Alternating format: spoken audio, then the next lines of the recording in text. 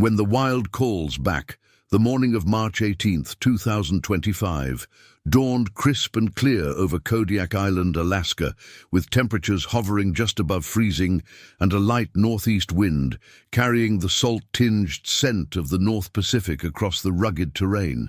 Sarah Michelle Johnson, 31 years old, a marine biologist from Seattle, Washington, had been planning this solo hiking expedition for over 8 months, meticulously researching trail conditions, weather patterns, and wildlife activity reports for the Buskin River Trail system that wound through some of the most pristine and challenging wilderness in North America. Sarah had grown up in the small logging town of Forks, Washington, where her father, Robert Johnson, worked as a timber cruiser, and her mother, Linda Johnson, taught elementary school at the local public school. From an early age, Sarah had shown an insatiable curiosity about the natural world, spending countless hours exploring the temperate rainforests of the Olympic Peninsula, learning to identify bird calls, tracking deer through moss-covered valleys, and developing the kind of wilderness instincts that would serve her well in her chosen profession. Her childhood was filled with family camping trips to places like Hurricane Ridge, the Hoh River Valley, and the remote beaches of the Pacific coast, where she learned to read weather patterns, understand animal behavior, and navigate challenging terrain with confidence and respect for the power of nature. After graduating valedictorian from Forks High School, Sarah had earned a full scholarship to the University of Washington, where she completed her bachelor's degree in marine biology with highest honors, followed by a master's degree focusing on cold water marine ecosystems and the impact of climate change on Arctic and subarctic marine life. Her thesis research had taken her to remote locations throughout Alaska, including the Aleutian Islands, Prince William Sound, and the Bering Sea, where she had developed a reputation among her colleagues for her meticulous fieldwork, her ability to remain calm under pressure, and her deep understanding of the complex relationships between terrestrial and marine ecosystems in the region.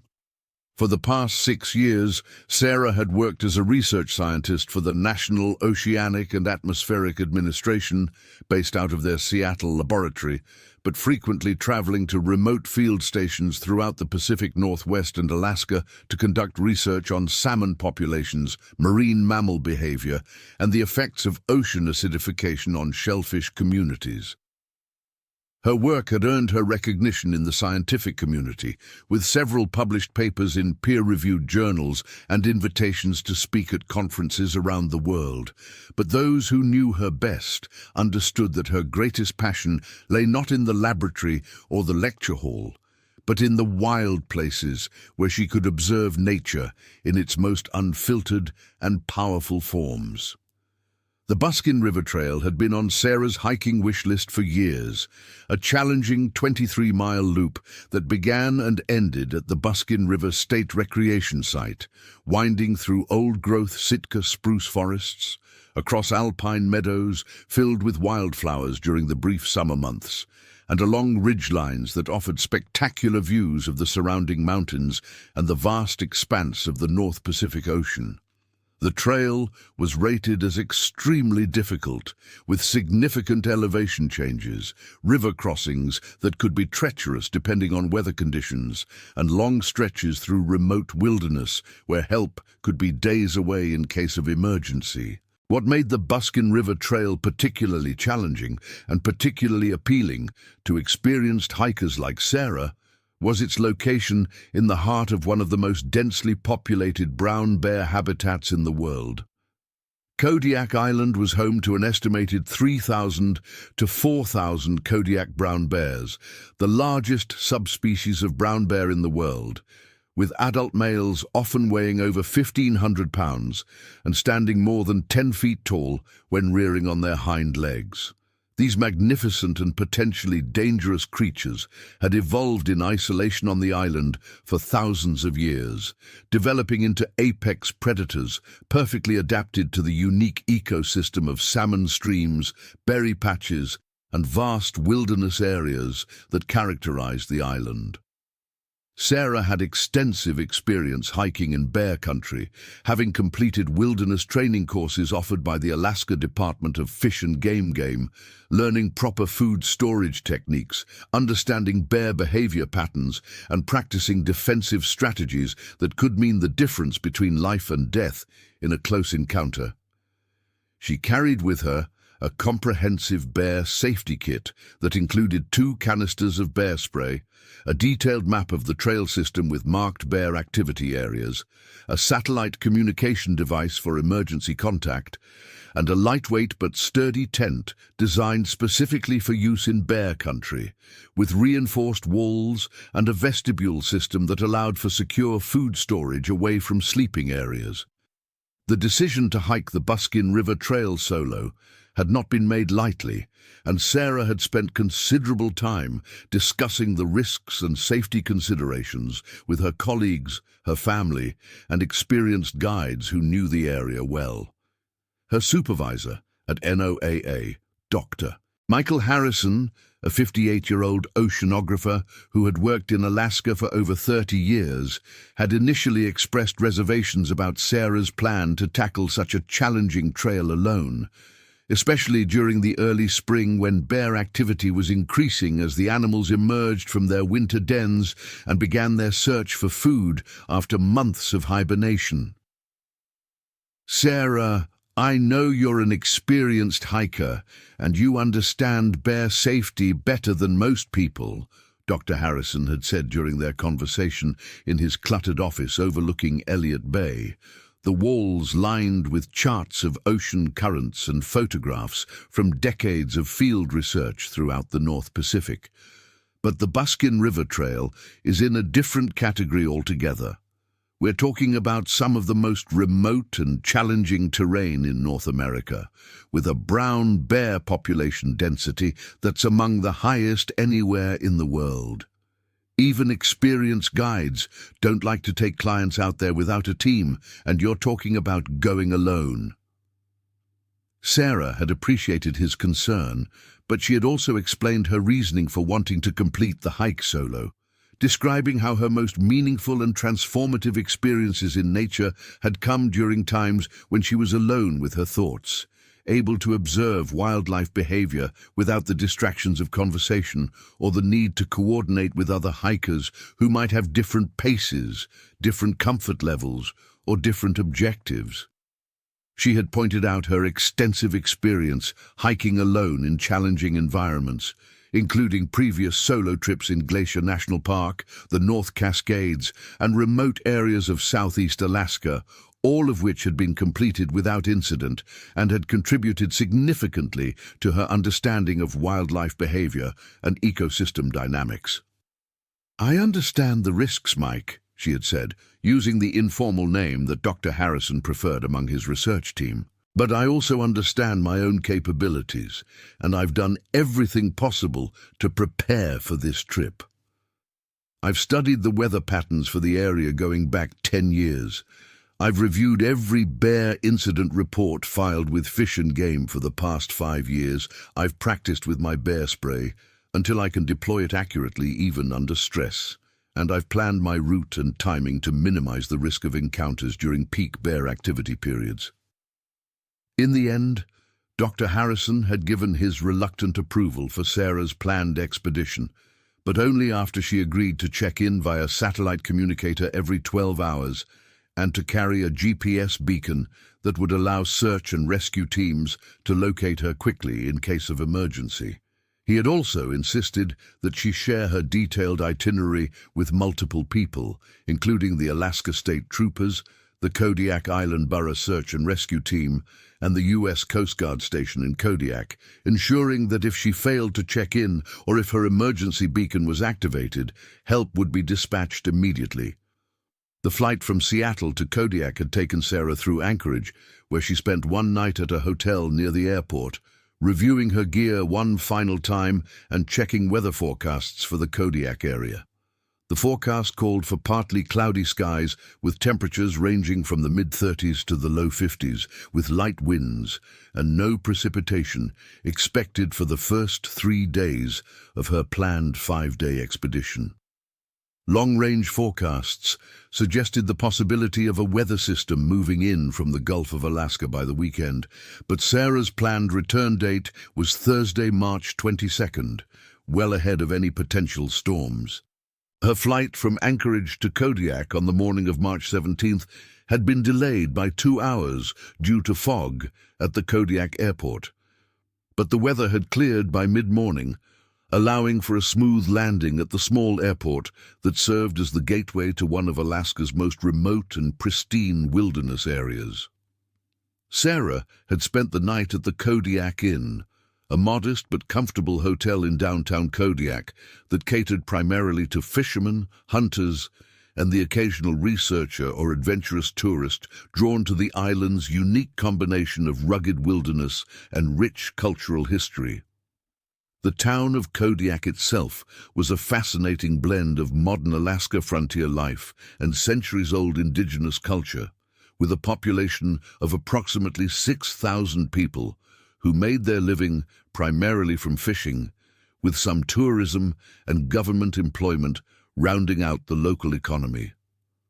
The harbor was filled with commercial fishing vessels of all sizes, from small family-operated boats targeting salmon and halibut to large factory ships that processed their catch while still at sea. The downtown area featured a mix of practical businesses serving the needs of the fishing fleet, marine supply stores, gear shops, and restaurants that opened early to serve fishermen heading out before dawn, alongside a few establishments that catered to the small but steady stream of visitors who came to experience the island's legendary fishing, hunting, and wilderness hiking opportunities. Sarah had spent her evening in Kodiak visiting the Baranov Museum, housed in a building that dated back to the Russian colonial period, learning about the complex history of the island and its indigenous Alutiiq people who had lived on the island for thousands of years before the arrival of Russian fur traders in the 18th century. The museum's exhibits on traditional hunting and gathering practices, seasonal migration patterns, and survival techniques used by the Alutiiq people had provided valuable insights that Sarah hoped would enhance her understanding of the natural systems she would be observing during her hike. She had also stopped by the local office of the Alaska Department of Fish and Game, where wildlife biologist Jennifer Martinez, a 35-year-old specialist in brown bear ecology who had been studying the Kodiak bear population for over a decade, had provided Sarah with updated information on recent bear activity along the Buskin River Trail system. Martinez, who had grown up in New Mexico but had fallen in love with Alaska during a college internship and had never left, had earned her doctorate in wildlife biology from the University of Alaska Fairbanks and had become one of the leading experts on Kodiak brown bear behavior and population dynamics. "We've had a relatively mild winter this year," Martinez had explained while reviewing recent activity reports in her cluttered office, the walls covered with maps marking bear den sites, salmon run timing charts, and photographs of individual bears that she had been tracking for years as part of her ongoing research. "That means the bears are coming out of hibernation earlier than usual, and they're going to be hungry and actively searching for food. The salmon runs won't peak for another few months, so right now they're focusing on anything they can find: roots, berries from last fall, carrion, and unfortunately, sometimes human food if people aren't careful with their storage protocols." Martinez had shared with Sarah detailed maps showing recent bear sightings along the Buskin River Trail, including several reports from the past 2 weeks of bears being observed near popular camping areas. Most of these sightings had involved bears simply passing through the area, showing no aggressive behavior toward humans, but Martinez emphasized the importance of maintaining constant vigilance and following proper bear safety protocols throughout the hike. "The thing about Kodiak bears that makes them different from other brown bear populations is their size and their lack of fear," Martinez had continued, her tone serious but not alarmist. "These bears have never had natural predators, and they've evolved to be the absolute dominant species on this island. They're not necessarily more aggressive than other brown bears, but they're certainly more confident, and they're less likely to be intimidated by human presence.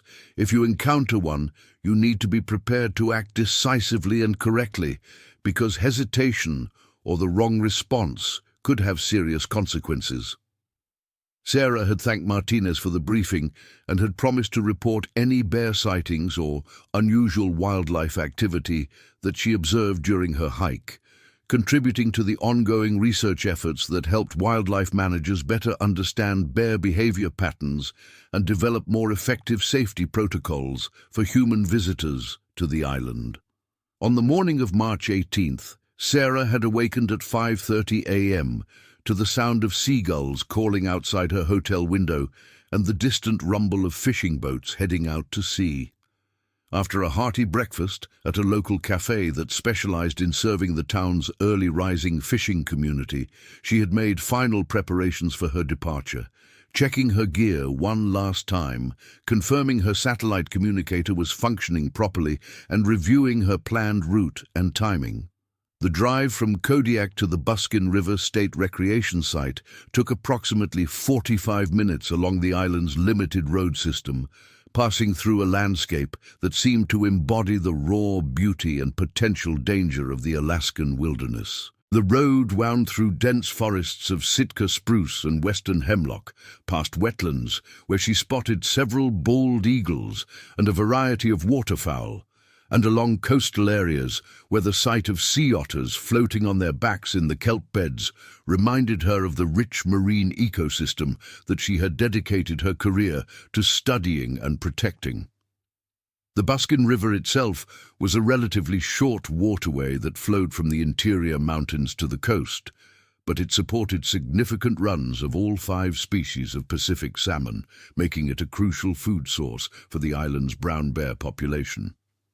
During peak salmon season in late summer and early fall, the river and its tributaries would be crowded with bears, fishing for the protein-rich salmon that would help them build the fat reserves necessary to survive the winter hibernation period. In March, the salmon runs were still months away, but the river system remained an important corridor for bears moving between their winter den sites and areas where they could find early spring food sources. Sarah arrived at the trailhead at 8:15 a.m., parking her rented pickup truck in the designated area and taking several minutes to organize her gear and make her final preparations. Her backpack, a top-of-the-line model designed specifically for extended wilderness expeditions, weighed approximately 45 pounds and contained everything she would need for 5 days in the backcountry. A 4-season tent rated for extreme weather conditions, a sleeping bag designed for temperatures down to 20 degrees below zero, a portable stove and fuel, 5 days' worth of freeze-dried meals and high-energy snacks, water purification tablets and a portable filter, extensive first aid supplies, navigation equipment including GPS units and paper maps, emergency communication devices, and all of her bear safety equipment. Before beginning her hike, Sarah had taken the time to send her first scheduled check-in message via satellite communicator, confirming her arrival at the trailhead and her intention to begin hiking at approximately 8:30 a.m. The message was automatically forwarded to Dr. Harrison, her emergency contacts, and the Search and Rescue Coordination Center, establishing the first link in the communication chain that would allow authorities to track her progress and respond quickly if problems arose. The first section of the Buskin River Trail led through relatively dense forest along the river's edge, following an established path that had been used by indigenous hunters and fishermen for centuries before being developed into a modern hiking trail by the Alaska Department of Natural Resources. The trail was well marked, with occasional blazes on trees and small signs indicating distances and directions, but it required careful attention to navigation as it crossed several tributaries and passed through areas where animal trails could be confused with the main hiking route.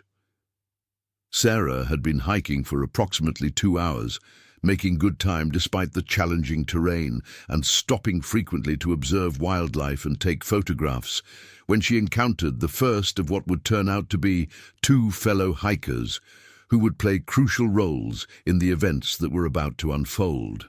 Thomas Michael Chen, a 28-year-old software engineer from San Francisco, California, and Rebecca Ann Foster, a 33-year-old emergency room physician from Portland, Oregon, had met only 3 days earlier while staying at the same hotel in Kodiak and had decided to combine their planned solo hiking trips into a two-person expedition for safety and companionship.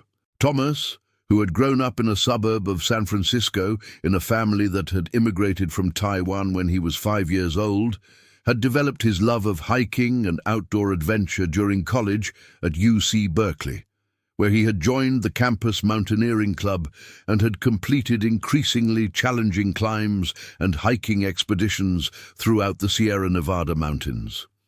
After graduating with a degree in computer science, he had landed a high-paying job at a major technology company, but had found himself feeling increasingly disconnected from the natural world that had provided him with his most meaningful experiences during college.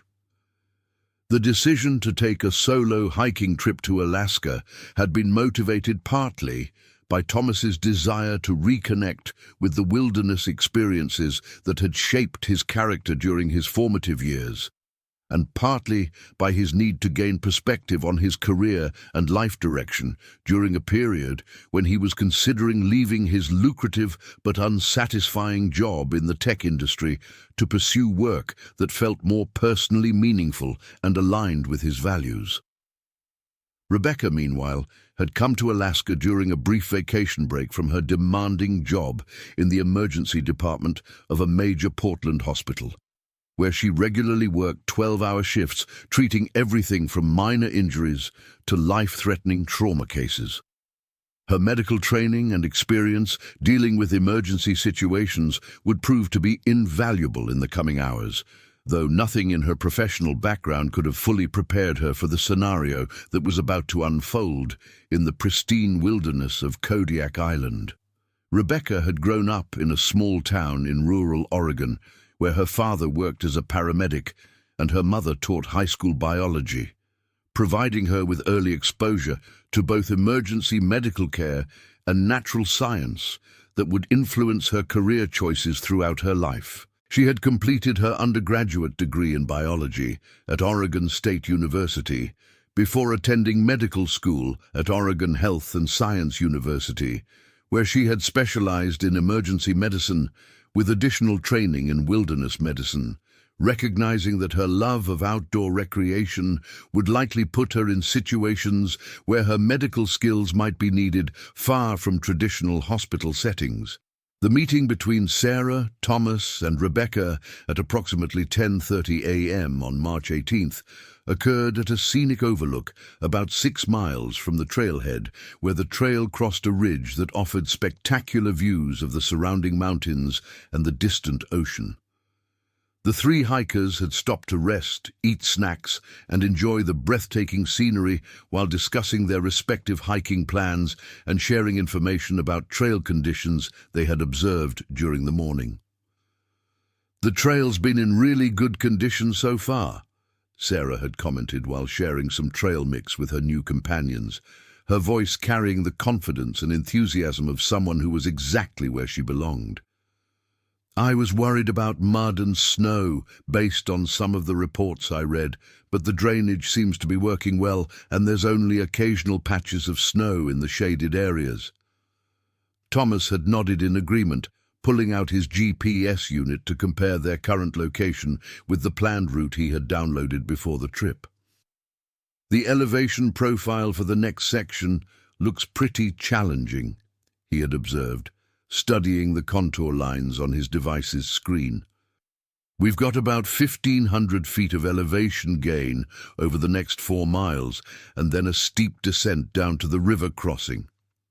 Rebecca, who had been scanning the surrounding forest with binoculars, had suddenly pointed toward a distant hillside where she had spotted movement among the trees. "I think I just saw a bear over there," she had said quietly, passing the binoculars to Sarah.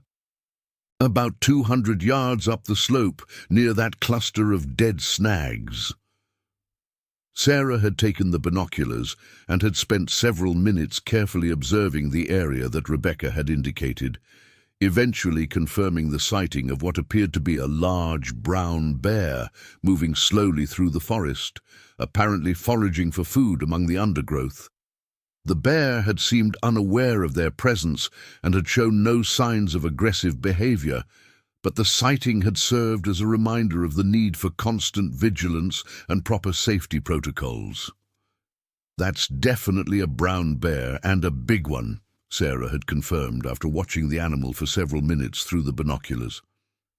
"Probably an adult male based on the size and the way it's moving. It looks like it's just foraging, paying no attention to us, which is exactly what we want to see." The three hikers had discussed their bear safety protocols, comparing the types of bear spray they were carrying, reviewing proper storage procedures for food and scented items, and agreeing to hike together for the remainder of the day, since they were all following similar routes through the most challenging section of the trail system. While each of them had originally planned to complete their hikes solo, they recognized that traveling as a group would provide additional safety benefits, particularly in an area with such high bear activity levels. After completing their rest stop, the three hikers had continued along the trail, climbing steadily through increasingly rugged terrain as they approached the high point of their planned route. The vegetation gradually changed as they gained elevation, transitioning from the dense coastal forest of Sitka spruce and hemlock to more open areas where mountain ash, alder, and occasional patches of alpine wildflowers created a mosaic of colors and textures that provided spectacular photographic opportunities. The weather had remained favorable throughout the morning, with partly cloudy skies and temperatures rising into the upper 40s as the sun climbed higher in the sky. A light breeze from the southwest carried the scents of the forest, decomposing leaves, fresh vegetation, and the occasional hint of salt air from the distant ocean, creating the kind of sensory experience that reminded each of the hikers why they had been drawn to this remote and challenging wilderness area. By noon, they had reached the highest point on their planned route, a windswept ridge at approximately 2,800 feet elevation that offered panoramic views in all directions.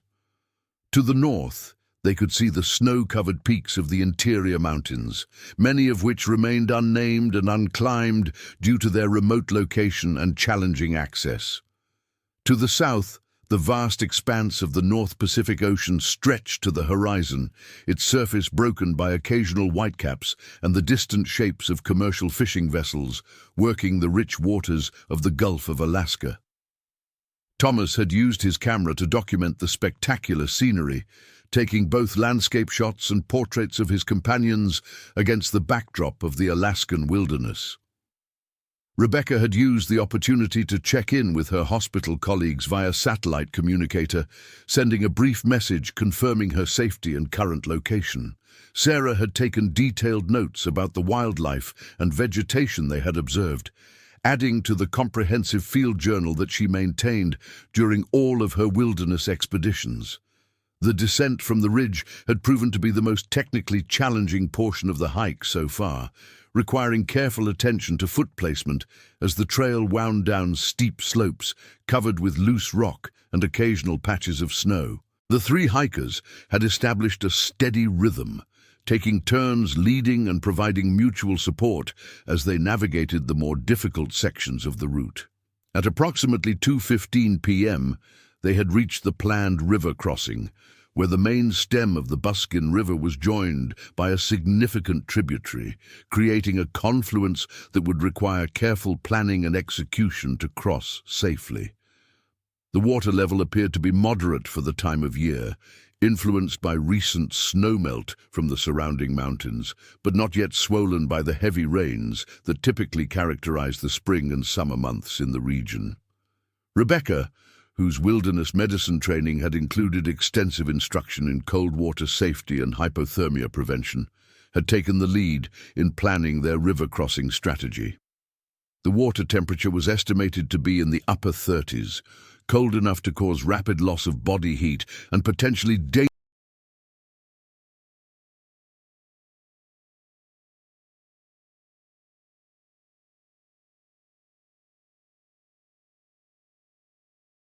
dangerous hypothermia if anyone fell in and became soaked.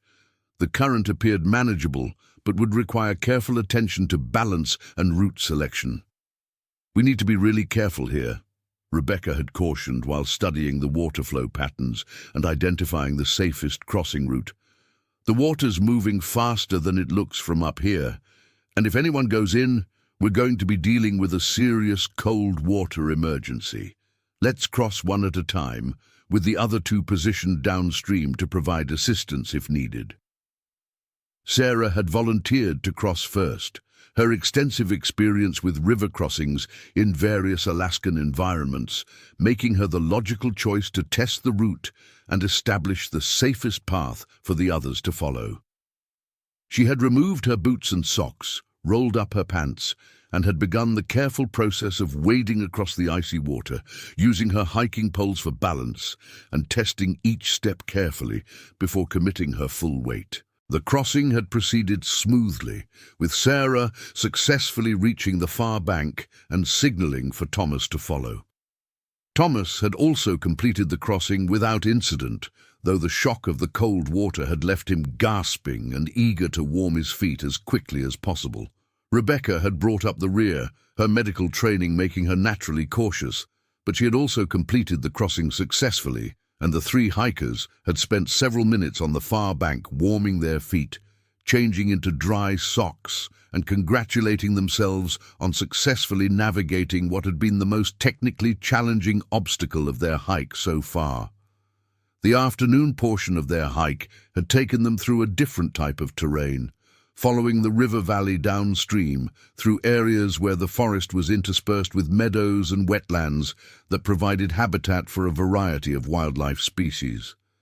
They had observed several bald eagles, numerous species of waterfowl, and tracks and signs indicating the presence of various mammals, including moose, deer, and bears. At approximately 4:30 p.m., as they approached the area where Sarah had planned to establish her first night's campsite, the three hikers had encountered what would later be identified as the first in a series of signs indicating significant bear activity in the immediate area. Thomas had been the first to notice deep claw marks on a large Sitka spruce tree, located approximately 50 yards from the main trail, indicating that a large bear had been marking its territory in the recent past. "Those are really fresh marks," Sarah had observed after examining the tree carefully, her voice carrying a note of concern that reflected her extensive experience interpreting wildlife sign. "Based on the color of the exposed wood and the condition of the bark, I'd say these were made within the last day or two, and look at the height. These marks are at least 8 feet off the ground, which suggests we're dealing with a really large animal." Rebecca had taken photographs of the claw marks, while Thomas had used his GPS to record the exact location, creating a detailed record that could be shared with wildlife authorities if necessary. All three hikers had agreed that the fresh sign warranted extra caution as they continued toward their planned camping area, and they had decided to thoroughly scout any potential campsite before committing to staying there overnight. The search for a suitable campsite had taken longer than expected, as the first several locations they had considered showed additional signs of recent bear activity, including tracks in soft soil near a small tributary and scat deposits that appeared to be quite fresh. Finally, at approximately 5:45 p.m., they had located a small clearing approximately 100 yards from the main trail that appeared to offer adequate safety features for an overnight camp in bear country. The clearing was situated on slightly elevated ground that would provide good drainage in case of overnight precipitation, with clear sightlines in all directions that would allow them to spot any approaching wildlife. A small stream provided access to fresh water, though they planned to treat all water carefully before consumption. Most importantly, the area showed no signs of recent bear activity, and the prevailing wind direction would carry their scent away from the main travel corridors used by wildlife moving through the valley. The process of establishing camp had been conducted according to strict bear safety protocols that all three hikers had studied extensively before their trip.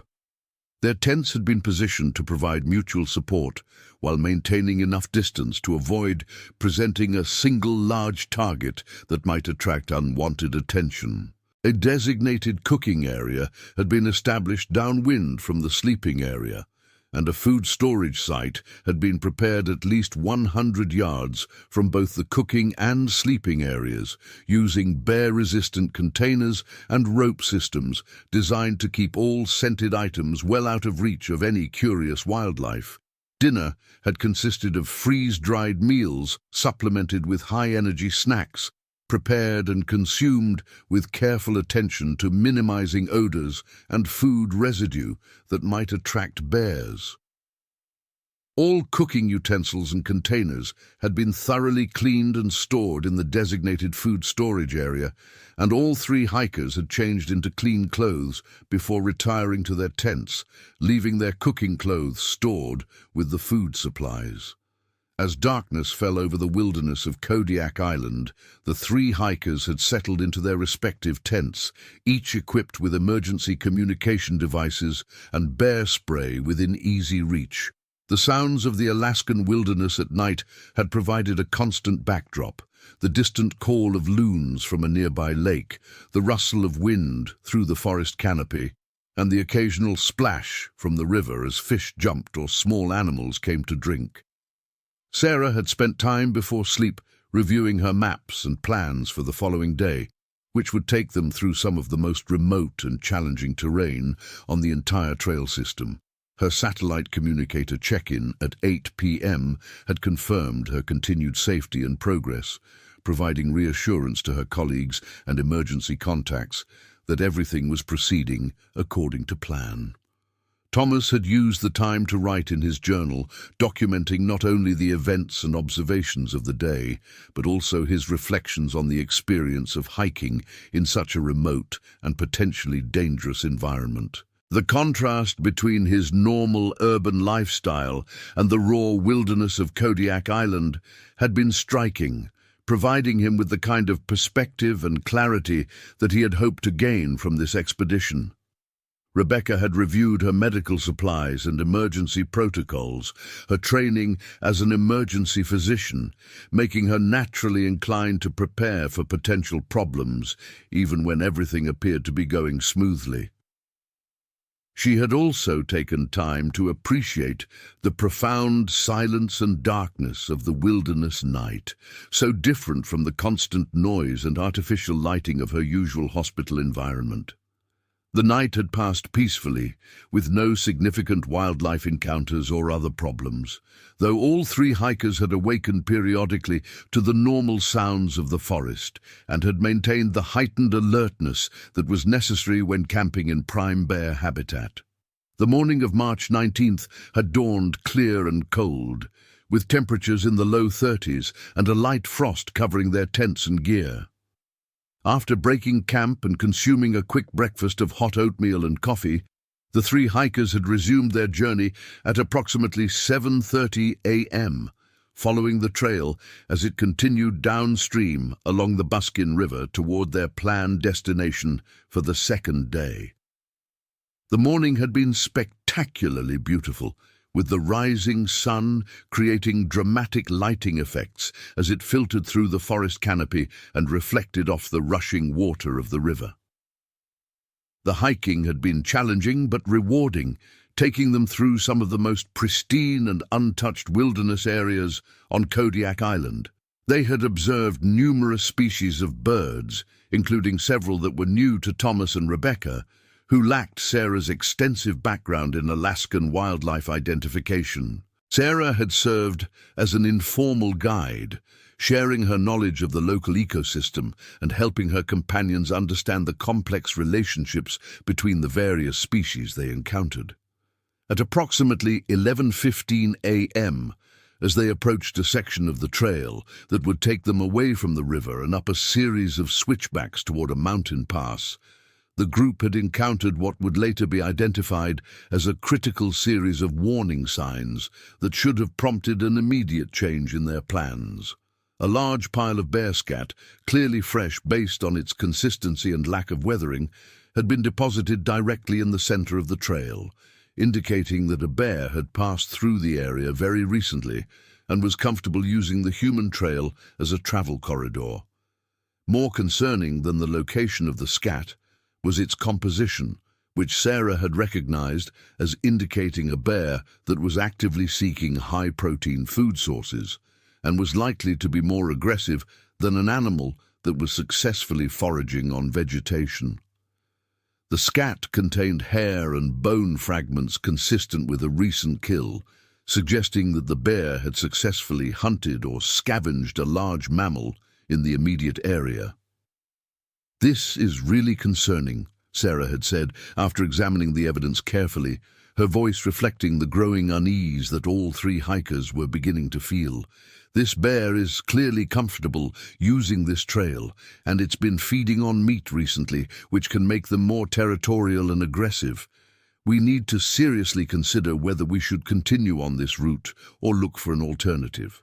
Thomas had consulted his maps and GPS, trying to identify potential alternative routes that would allow them to continue their planned itinerary while avoiding the area where the bear had been active. Unfortunately, the topography of the region meant that there were very few viable alternatives, and any detour would add significant distance and difficulty to their planned route.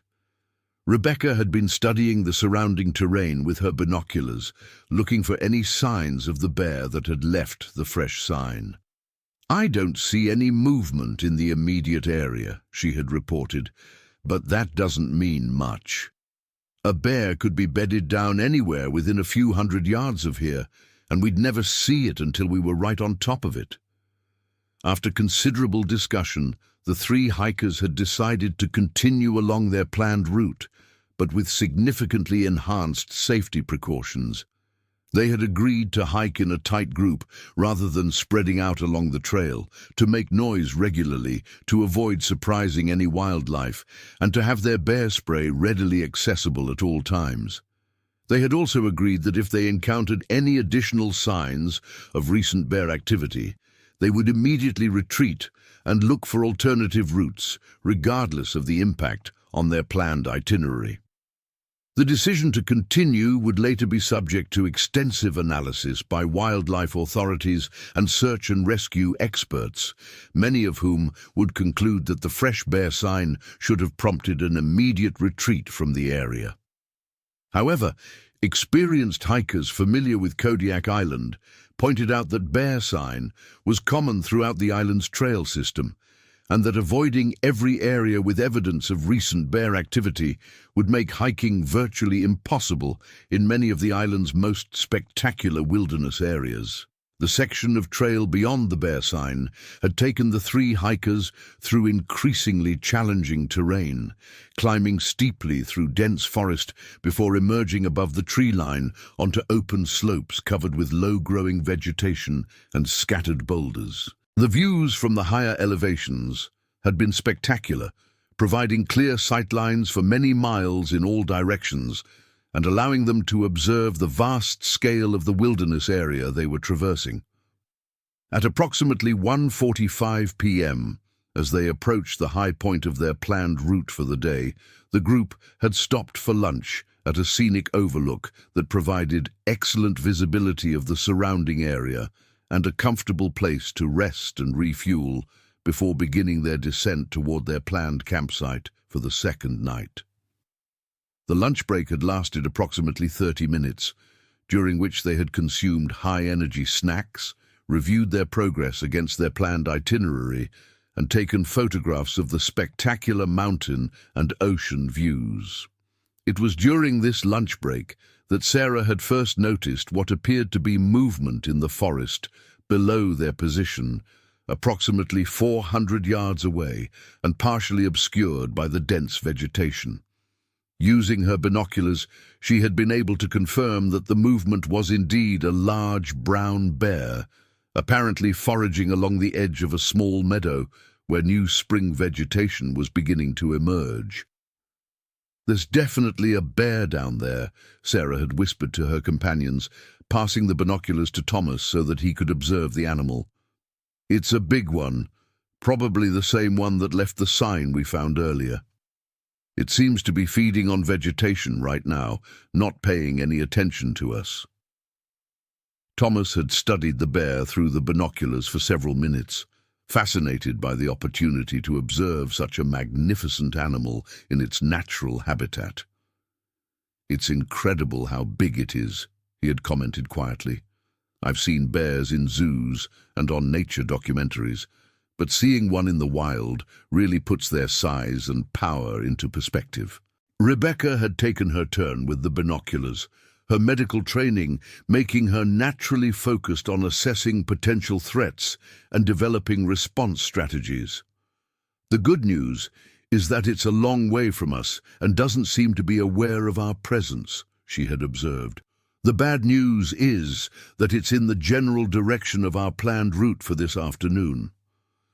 The three hikers had spent considerable time discussing their options, weighing the risks of continuing along their planned route against the challenges and potential dangers of attempting to find an alternative path through the rugged terrain.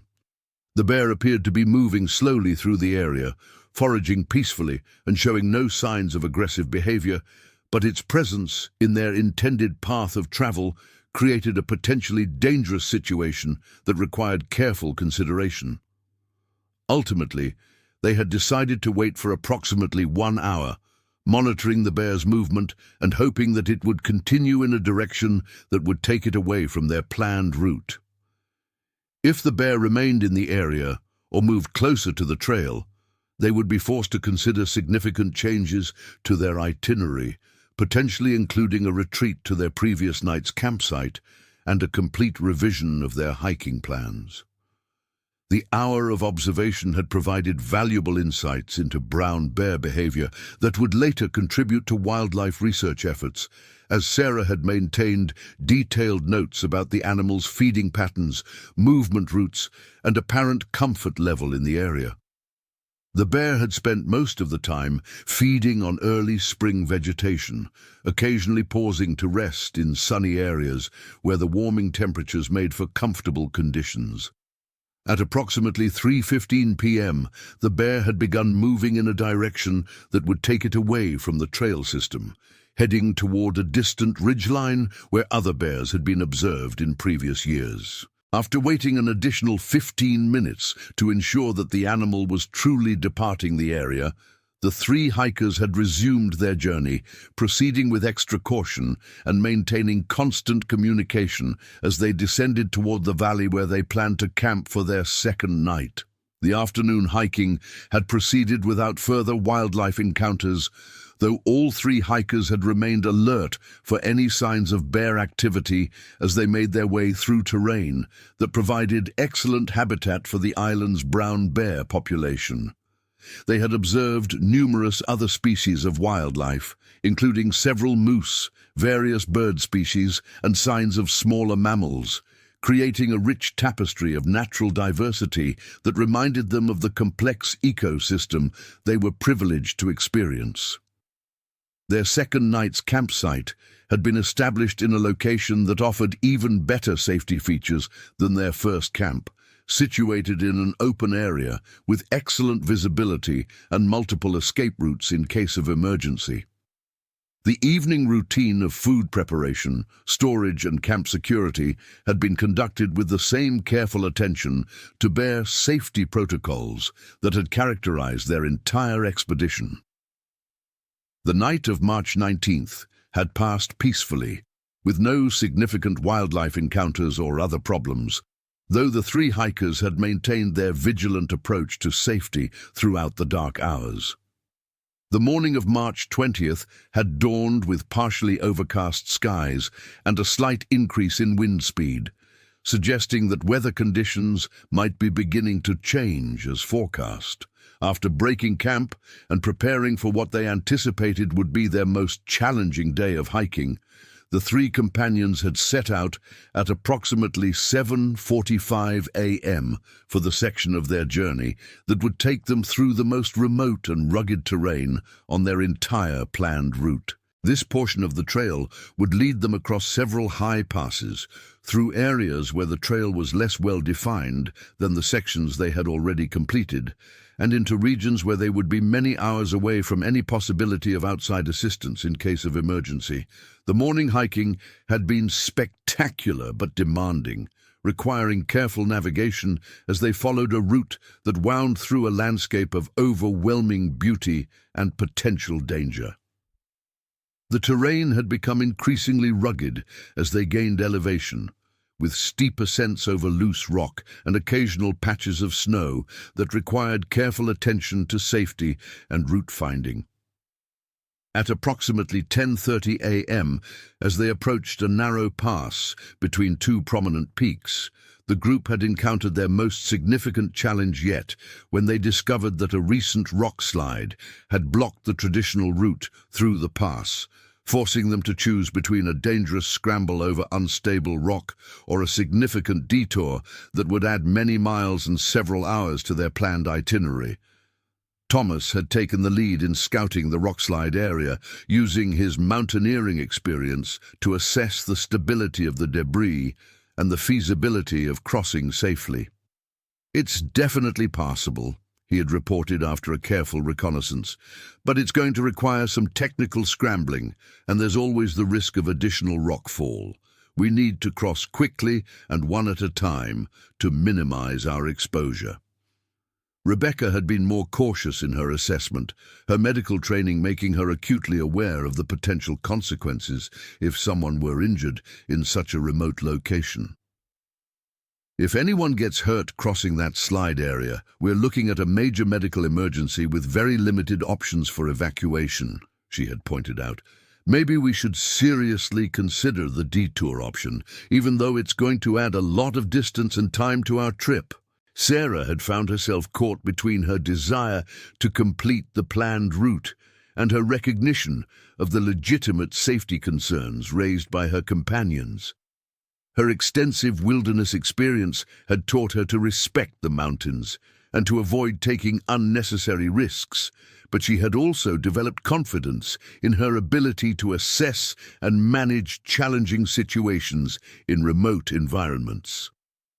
After extensive discussion and careful evaluation of all available options, the three hikers had decided to attempt the crossing of the rockslide area, but with maximum safety precautions, including the use of ropes to provide additional security and a detailed plan for immediate evacuation if anyone were injured during the crossing. The crossing had been completed successfully, though it had required nearly 2 hours of careful and exhausting work to get all three hikers and their gear safely across the unstable terrain. The remainder of the morning had involved a steep descent into a valley that had never been fully mapped or explored, following game trails and occasional cairns left by previous adventurous hikers who had attempted to establish a route through the area. The terrain had been challenging but not technically difficult, requiring constant attention to route finding, but offering spectacular opportunities to observe wildlife and pristine wilderness areas that few humans had ever visited. Lunch on March 20th had been consumed at approximately 1:20 p.m. in a small meadow beside a crystal-clear mountain stream, surrounded by peaks that rose thousands of feet in all directions and creating a sense of isolation and connection with nature that represented the essence of what had drawn all three hikers to attempt this challenging expedition. The weather had remained favorable despite the earlier signs of change, with partly cloudy skies and temperatures in the mid-40s that made for comfortable hiking conditions. During their lunch break, Sarah had used her satellite communicator to send a scheduled check-in message, confirming their location and status to the emergency contacts who were monitoring their progress. The message had included a brief description of the challenging terrain they had encountered and their successful navigation of the rockslide area, providing reassurance that despite the difficulties, they were proceeding safely and according to their revised timeline. The afternoon portion of their hike on March 20th had taken them through what many would later describe as some of the most beautiful and remote wilderness areas in North America, following ancient animal trails through valleys where the only sounds were the wind through the mountains and the distant calls of eagles and other wildlife. The sense of solitude and connection with the natural world had been profound, creating the kind of transformative experience that justified all of the preparation, expense, and risk involved in attempting such an ambitious wilderness expedition. As they had approached their planned campsite for the third night, located beside a small alpine lake at approximately 3,200 feet elevation, the three hikers had been feeling confident about their progress and optimistic about their ability to complete the remaining portions of their planned route without significant additional challenges. The weather forecast continued to suggest the possibility of changing conditions by the weekend, but they remained ahead of schedule and confident in their ability to reach their planned exit point before any serious weather system could impact their safety. Their third night's camp had been established with the same careful attention to bear safety that had characterized their entire expedition, though the higher elevation and more open terrain provided natural advantages that reduced some of the risk factors they had managed at their previous campsites. The evening had been spent in quiet appreciation of the spectacular mountain scenery and the profound silence of the high country, interrupted only by the occasional call of wildlife and the gentle lapping of waves against the shore of the alpine lake. The night of March 20th had brought the first significant change in weather conditions since the beginning of their expedition, with increasing wind speeds and the arrival of scattered clouds that suggested the approach of the weather system that had been forecast for the weekend. The temperatures had dropped into the upper 20s, requiring the use of their warmest sleeping gear and creating conditions that reminded all three hikers of the potential dangers of wilderness travel in Alaska's unpredictable climate. Morning of March 21st had dawned cold and windy, with overcast skies and occasional light snow flurries that created dramatically different conditions from the clear, calm weather they had enjoyed during their first 3 days in the wilderness. After a quick breakfast and careful evaluation of the changing weather conditions, the three hikers had made the decision to modify their planned route for the day, choosing a more direct path toward their exit point that would reduce their exposure to the deteriorating weather conditions. The hiking on March 21st had been challenging due to the combination of difficult terrain and increasingly unfavorable weather conditions, with periodic snow squalls reducing visibility and making route finding more difficult than it had been during the earlier portions of their expedition.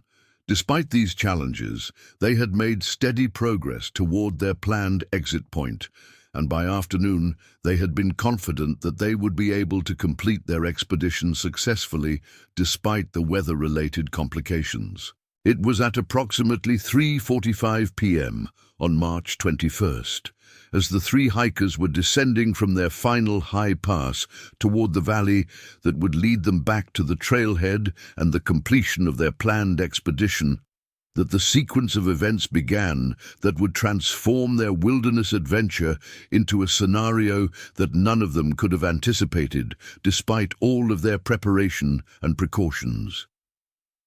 Sarah had been leading the group down a steep section of trail when she had paused to adjust her backpack and check their progress on her GPS unit. Thomas and Rebecca had been approximately 30 yards behind her, carefully picking their way down the loose rock and patches of snow that made the descent treacherous in the deteriorating weather conditions. The wind had been gusting strongly enough to affect their balance, and all three hikers had been focused primarily on their footing and immediate safety, rather than scanning the surrounding terrain for wildlife. It was Rebecca who had first noticed the movement in the dense brush approximately 100 yards to their left, initially dismissing it as wind-blown vegetation before realizing that the pattern of movement was too regular and purposeful to be caused by the weather. "I think there's something moving over there," she had called out to her companions, pointing toward the area where she had observed the disturbance. Sarah had immediately stopped and had begun scanning the indicated area with her binoculars, her extensive wildlife experience making her naturally alert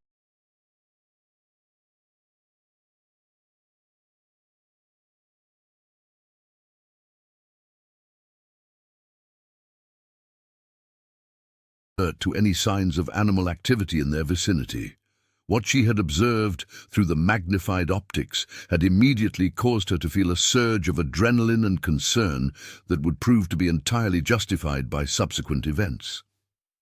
"That's a bear," she had announced quietly but urgently, "and it's moving in our direction." Nay, the bear that Sarah had identified was later determined to be an adult male brown bear, estimated to weigh approximately 1,200 pounds and standing nearly 9 feet tall when upright.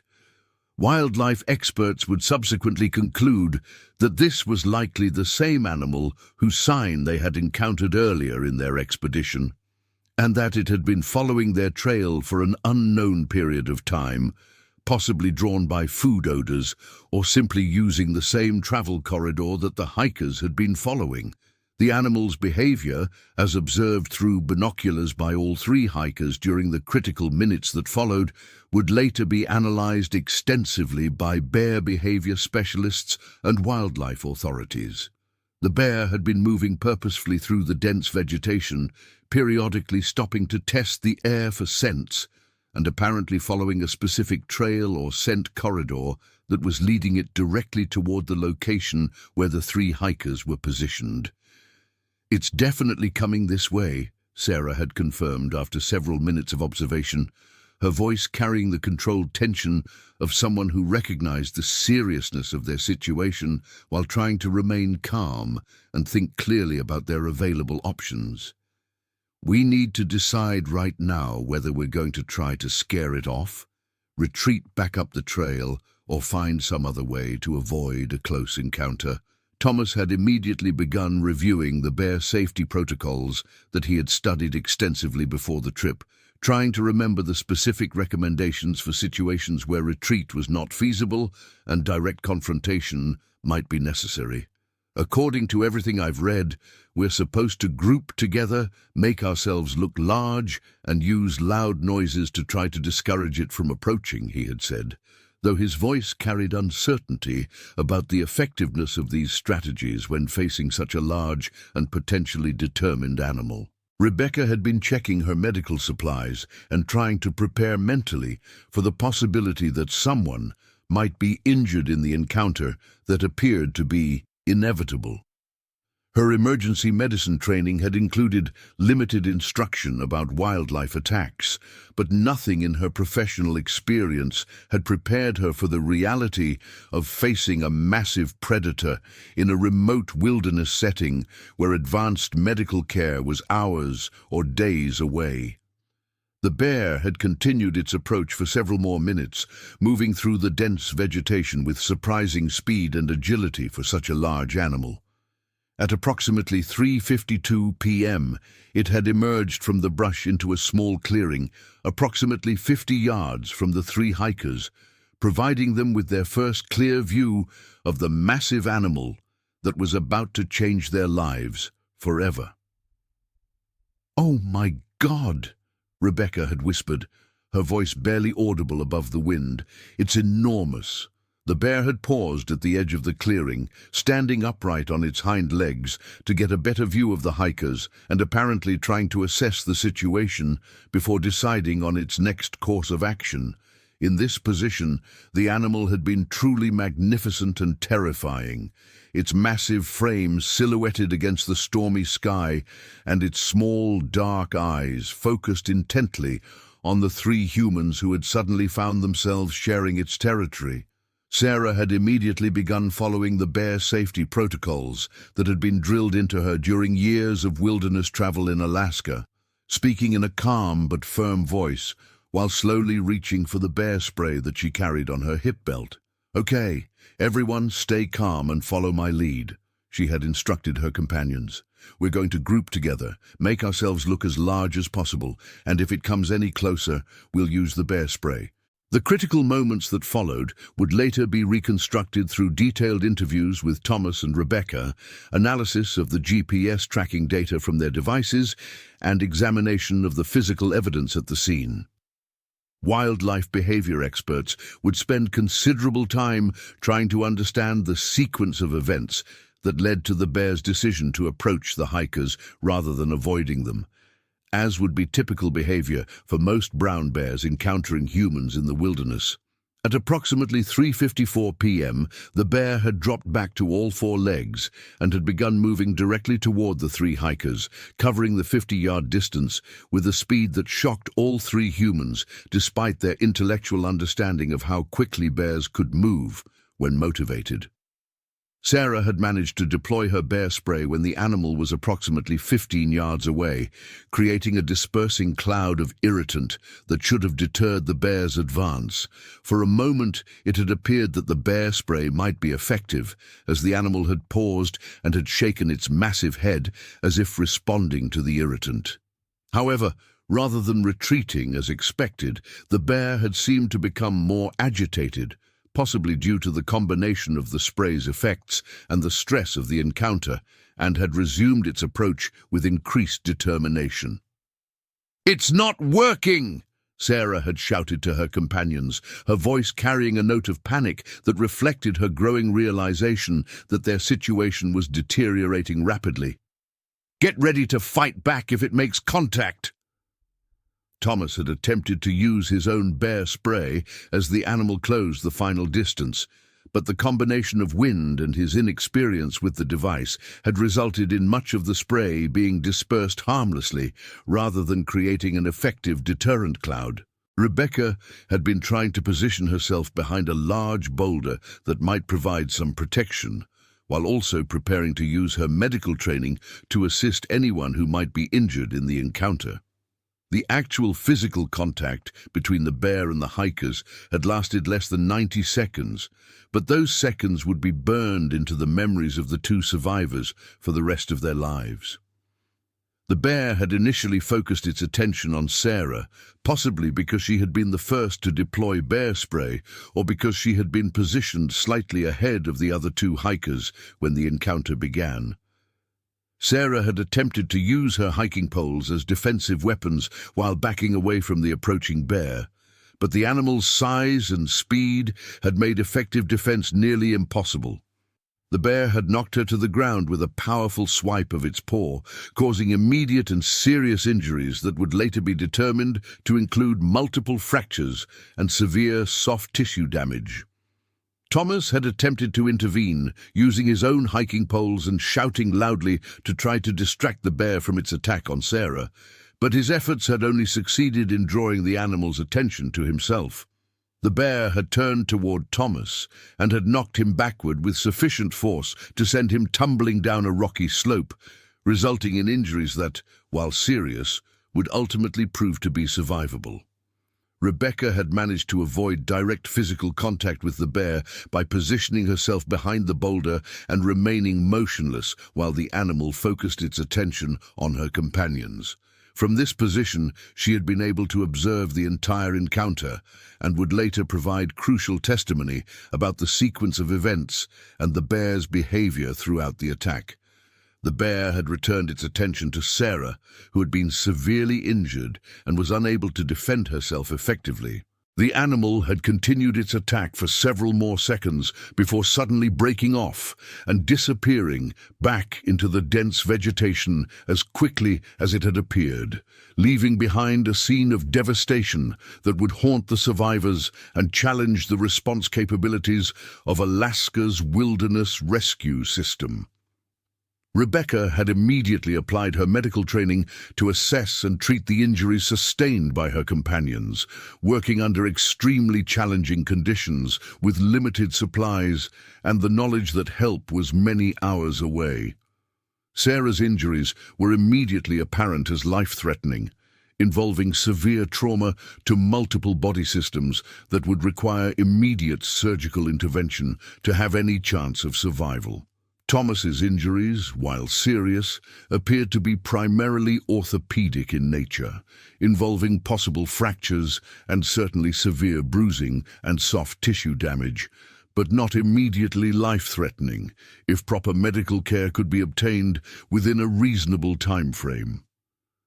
Rebecca herself had sustained only minor injuries during the encounter, leaving her as the only member of the group who was capable of taking the actions necessary to summon help and coordinate a rescue effort. The first priority had been to activate the emergency communication systems that all three hikers carried, sending distress signals that would alert search and rescue authorities to their location and the nature of their emergency. Rebecca had used Sarah's satellite communicator to send detailed emergency messages describing their situation, their exact location, and the immediate medical needs of the injured hikers.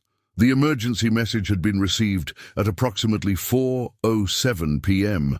by the Alaska Search and Rescue Coordination Center in Anchorage, immediately triggering a complex response involving multiple agencies and specialized rescue teams. The remoteness of the location and the serious nature of the reported injuries had required careful coordination between the Alaska State Troopers, the U.S. Coast Guard, the National Park Service, and local volunteer search and rescue organizations. Dr. Jennifer Martinez, the wildlife biologist who had briefed Sarah before her departure, had been contacted immediately upon receipt of the emergency report and had provided crucial information about the likely behavior of the bear and the safety considerations that would need to be addressed before rescue personnel could safely access the scene. Her expertise in brown bear behavior would prove invaluable in planning the rescue operation and ensuring that additional personnel were not put at risk. The initial response phase had involved dispatching a Coast Guard helicopter from Kodiak, equipped with medical personnel and specialized rescue equipment capable of operating in the challenging terrain and weather conditions that characterized the remote location where the attack had occurred. The deteriorating weather conditions had complicated the rescue effort, with increasing wind speeds and periodic snow squalls reducing visibility and making helicopter operations more dangerous than normal. While waiting for the arrival of rescue personnel, Rebecca had continued to provide emergency medical care to her injured companions, using her training and the limited supplies available to stabilize their conditions as much as possible under the circumstances. Sarah's condition had been rapidly deteriorating despite Rebecca's efforts, with signs of severe internal bleeding and other life-threatening complications that required immediate surgical intervention.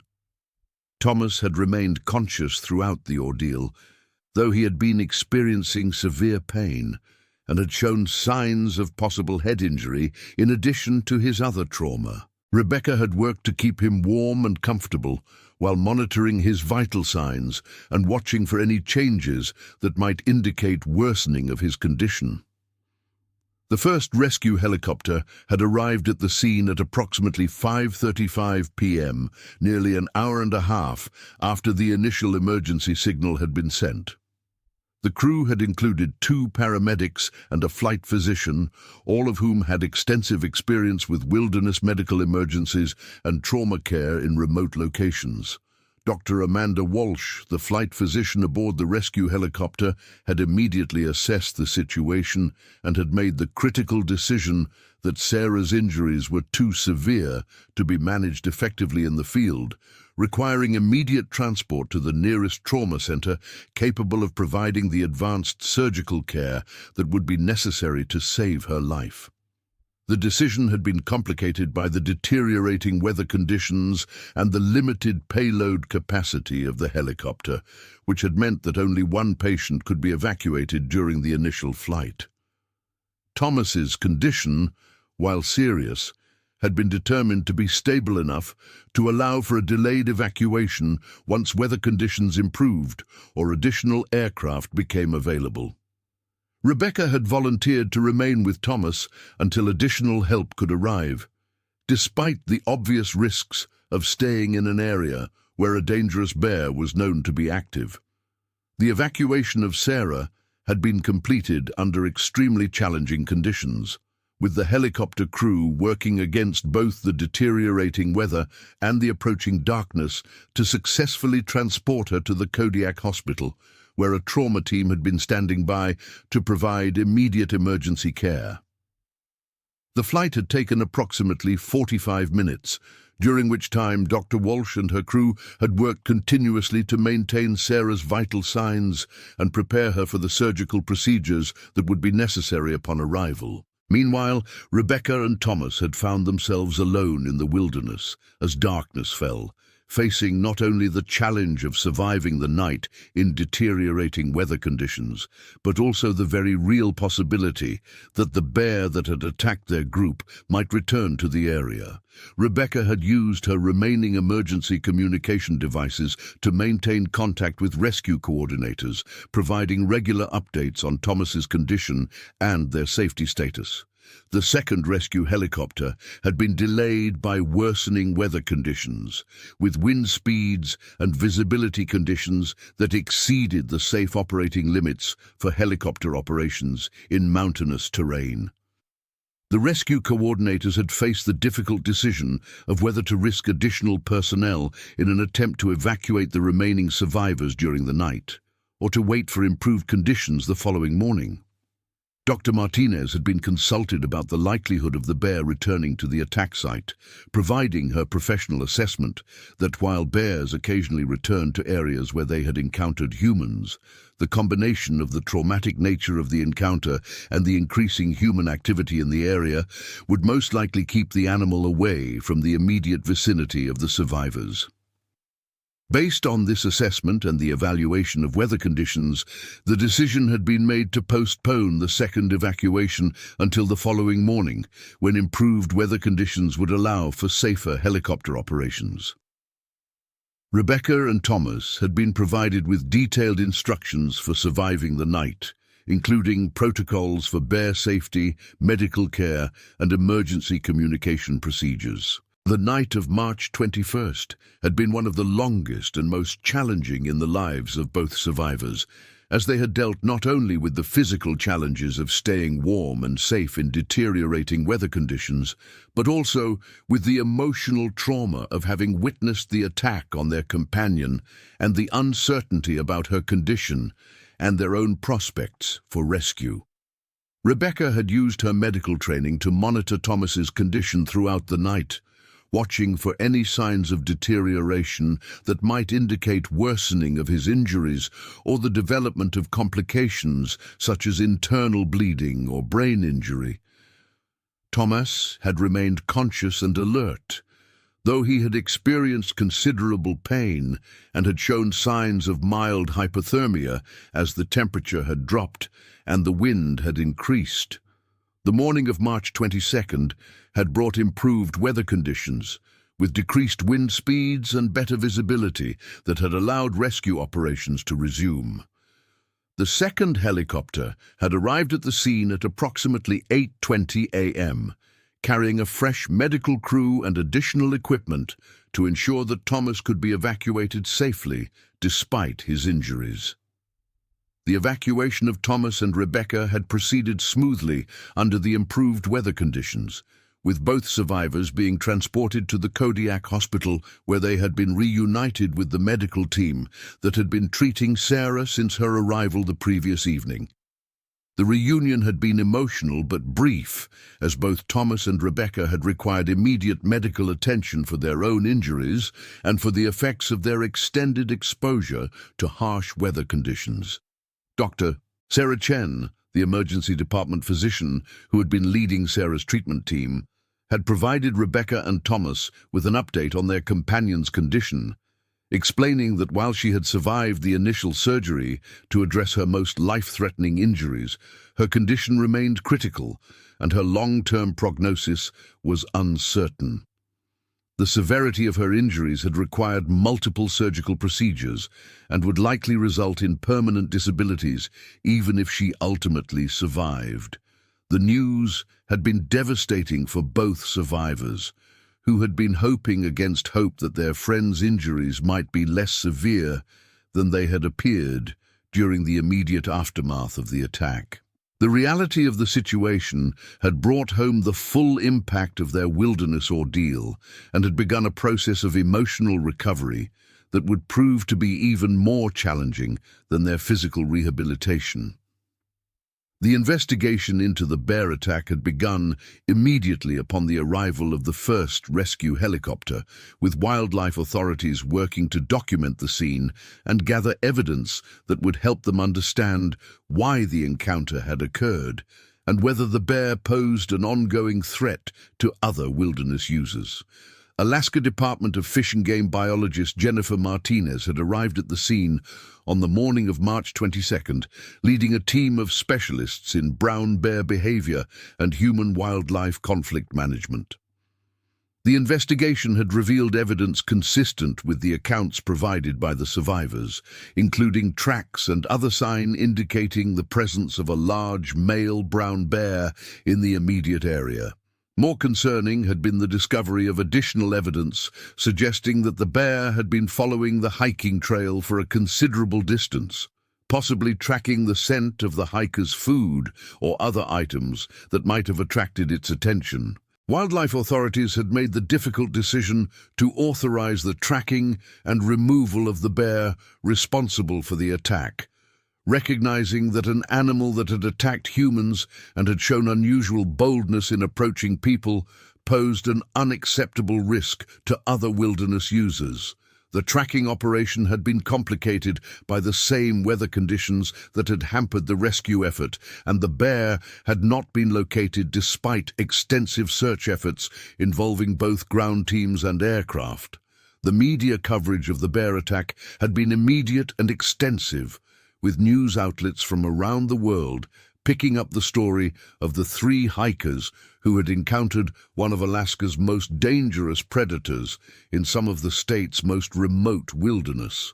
The coverage had focused not only on the dramatic details of the attack itself, but also on the broader issues of wilderness safety, bear management, and the risks faced by people who chose to explore Alaska's backcountry areas.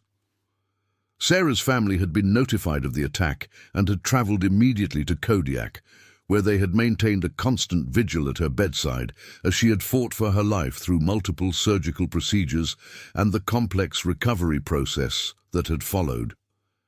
Her parents, Robert and Linda Johnson, had been devastated by the news, but had drawn strength from their daughter's fighting spirit and from the outpouring of support from her colleagues, friends, and the broader community of wilderness enthusiasts who had been following her story. Thomas's family had also traveled to Alaska from California, providing emotional support during his recovery and helping him deal with the complex mix of survivors' guilt, trauma, and physical pain that had characterized his healing process. His injuries, while serious, had responded well to treatment, and he had been expected to make a full physical recovery, though the psychological impact of the experience would take much longer to address. Rebecca's recovery had been complicated by her dual role as both a survivor of the attack and a medical professional who had been responsible for providing emergency care to her injured companions. The weight of responsibility she had felt for their care, combined with her intimate knowledge of the severity of Sarah's injuries, had created a unique form of trauma that had required specialized counseling and support.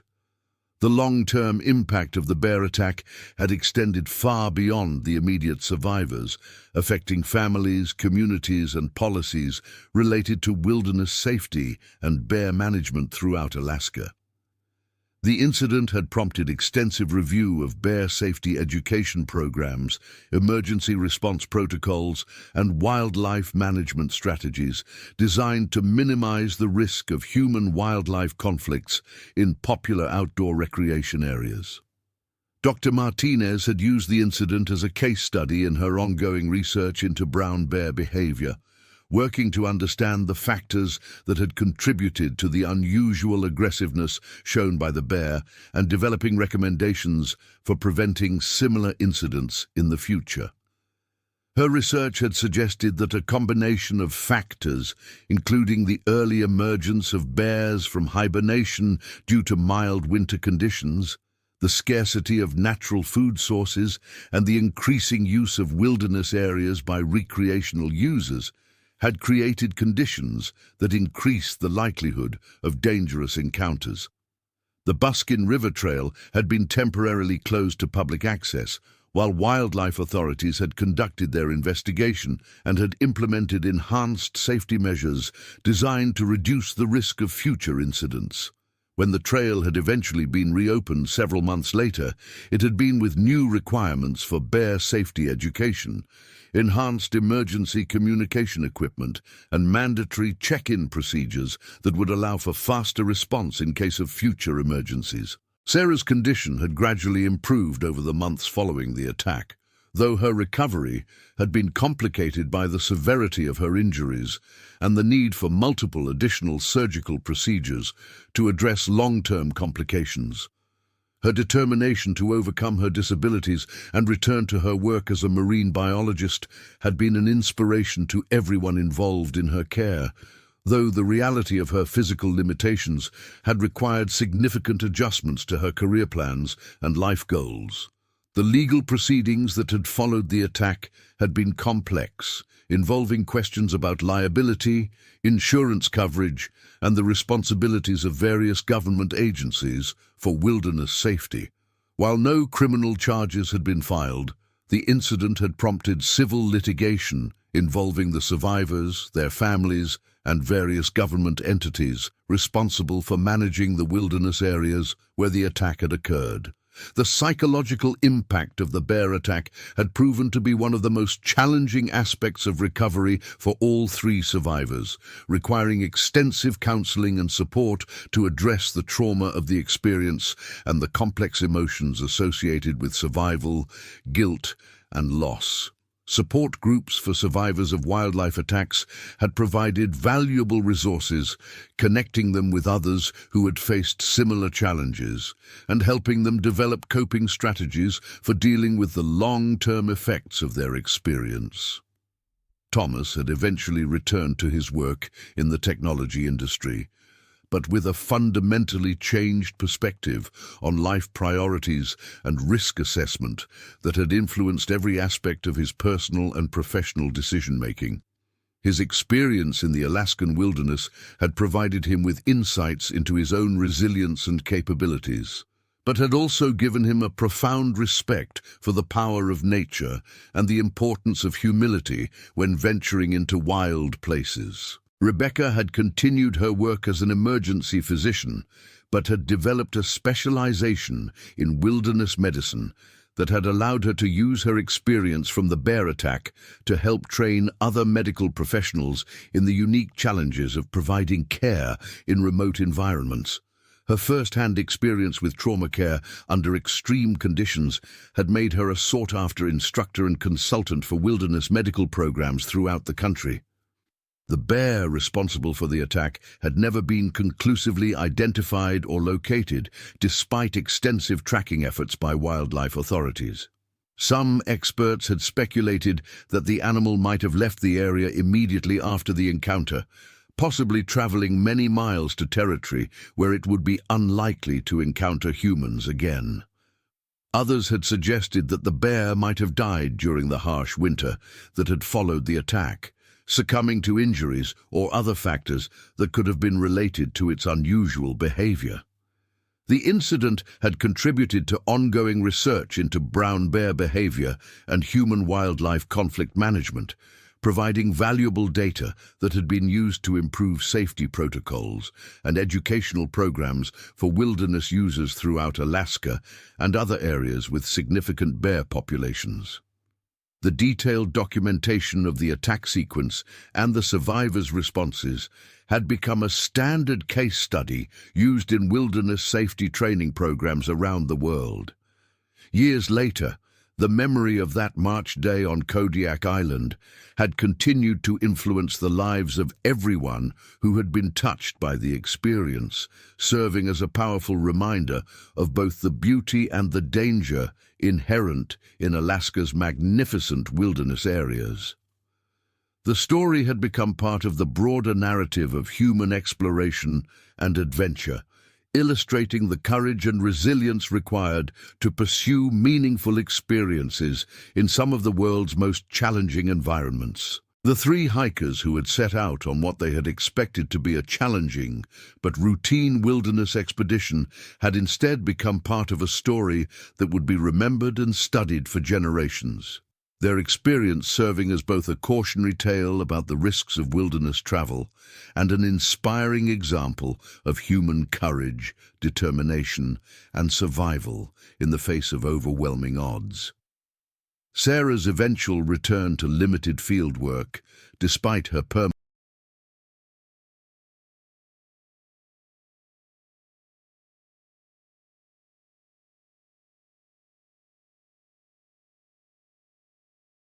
disabilities, had represented a triumph of human spirit over adversity that had inspired countless others facing their own challenges and setbacks. Her continued commitment to marine biology research and environmental conservation had demonstrated that even the most traumatic experiences could be transformed into sources of strength and purpose when approached with courage and determination. The wilderness of Kodiak Island had continued to attract adventurous hikers and outdoor enthusiasts from around the world, drawn by the same magnificent landscapes and wildlife viewing opportunities that had originally appealed to Sarah, Thomas, and Rebecca. Enhanced safety protocols and improved emergency response capabilities had made such expeditions safer than they had been at the time of the attack, though the fundamental risks and challenges of exploring remote wilderness areas had remained unchanged. The bear attack of March 21, 2025 had become a defining moment not only for the three individuals who had experienced it directly, but for the broader community of people who shared their passion for wilderness exploration and their deep appreciation for the natural world. Their story had served as a powerful reminder that the pursuit of meaningful experiences in nature's most magnificent settings would always involve risk, but that such risks could be managed through proper preparation, training, and respect for the awesome power of the wild places that continued to call to the human spirit across all barriers of comfort and safety. The next stories. Polar bear devours 19-year-old tourist in Alaska cruise port, August 2, 2024. The morning sun cast long shadows across the Seward Harbour as the massive cruise ship Norwegian Star settled into its berth with a resonant blast of its horn. The sound echoed off the surrounding Kenai Mountains, a majestic backdrop that had drawn Emily Carver and millions of other tourists to this remote corner of Alaska. At 19, Emily stood at the ship's railing, her auburn hair whipping in the crisp August breeze, smartphone already in hand, to capture what she hoped would be the adventure of a lifetime. Emily Catherine Carver had saved for 2 years to afford this Alaskan cruise, working double shifts at the campus bookstore at Ohio State University, where she was entering her sophomore year studying marine biology. Her parents, Robert and Susan Carver of Columbus, Ohio, had initially been hesitant about their youngest daughter traveling alone to such a remote place destination, but Emily's infectious enthusiasm and responsible nature had eventually won them over. She had researched every port of call extensively, creating detailed itineraries that impressed even the seasoned travel agent who had helped book her trip. Standing beside Emily at the railing was Margaret Maggie Chen, a retired nurse from Sacramento who had befriended the young woman during the 7-day journey from Seattle. At 63, Maggie had taken this cruise as a celebration of her recent retirement after 40 years in emergency medicine at UC Davis Medical Center. She had seen enough trauma in her career to last several lifetimes. But something about Emily's youthful excitement reminded her of her own daughter at that age, and she had naturally fallen into a protective, maternal role during the voyage. "Look at those mountains," Emily breathed, pointing toward the snow-capped peaks that surrounded the small port town. "I can't believe how pristine everything looks. It's like stepping back in time." Maggie smiled, adjusting her windbreaker against the morning chill. "Just remember what the naturalist said during yesterday's lecture. We're visitors here. This is wild country, and we need to respect that." Dr. James Patterson, the ship's resident naturalist and former park ranger, had indeed delivered several comprehensive presentations about Alaska's wildlife during the cruise. A lean man in his 50s, with weathered hands and keen eyes that spoke of decades spent in the wilderness, Patterson had worked for the National Park Service for 25 years before joining the cruise line as an educational lecturer. His presentations were always well attended, combining stunning photography with practical safety advice that many passengers unfortunately treated as entertainment rather than essential information. The coastal regions of Alaska are home to the largest concentration of brown bears in the world, Patterson had explained the evening before, clicking through slides showing massive grizzlies catching salmon. A mature male can weigh up to 800 pounds and run 35 miles per hour. They're incredibly intelligent, adaptable, and despite their appearance, they can be virtually silent when they want to be. Emily had hung on every word, taking notes in the small leather journal she carried everywhere. She had plans to work for the National Marine Fisheries Service after graduation, and this trip represented more than just a vacation. It was research, inspiration, and the fulfillment of dreams that had begun when she was 8 years old and first watched a documentary about humpback whales. As the Norwegian Star completed its docking procedures, the harbour came alive with activity. Seward, with its population of just under 3,000 permanent residents, swelled to nearly 10,000 on days when cruise ships arrived. The town had learned to accommodate this influx efficiently, with buses, tour guides and vendors all ready to provide visitors with authentic Alaskan experiences, carefully managed and supervised authentic experiences. Captain Sarah Morrison of the Seward Harbour Authority stood on the dock, watching the disembarkation process with practiced eyes. At 45, she had been managing cruise ship arrivals for 8 years, and the routine had become second nature. Her primary concerns were always safety and efficiency, getting thousands of passengers safely off the ship and into organized activities that would showcase Alaska's beauty while minimizing impact on both the environment and the local community. "Typical August crowd," Morrison noted to her assistant Jake Hendricks, a 28-year-old local who had grown up fishing these waters with his father. "Lots of enthusiasm, not always a lot of common sense." Jake nodded, watching as passengers began streaming down the gangway, most loaded with cameras, backpacks, and the kind of excitement that came from people who had spent weeks anticipating this moment. "Weather's supposed to hold steady today, good for the wildlife tours." The weather was indeed perfect for early August in Seward, partly cloudy with temperatures in the mid-60s Fahrenheit, light winds from the southwest, and excellent visibility. The barometric pressure was steady, and the marine forecast called for calm seas in Resurrection Bay. It was the kind of day that made Alaska's reputation as a tourist destination seem well-deserved. Among the first passengers to disembark was the Richardson family from Denver.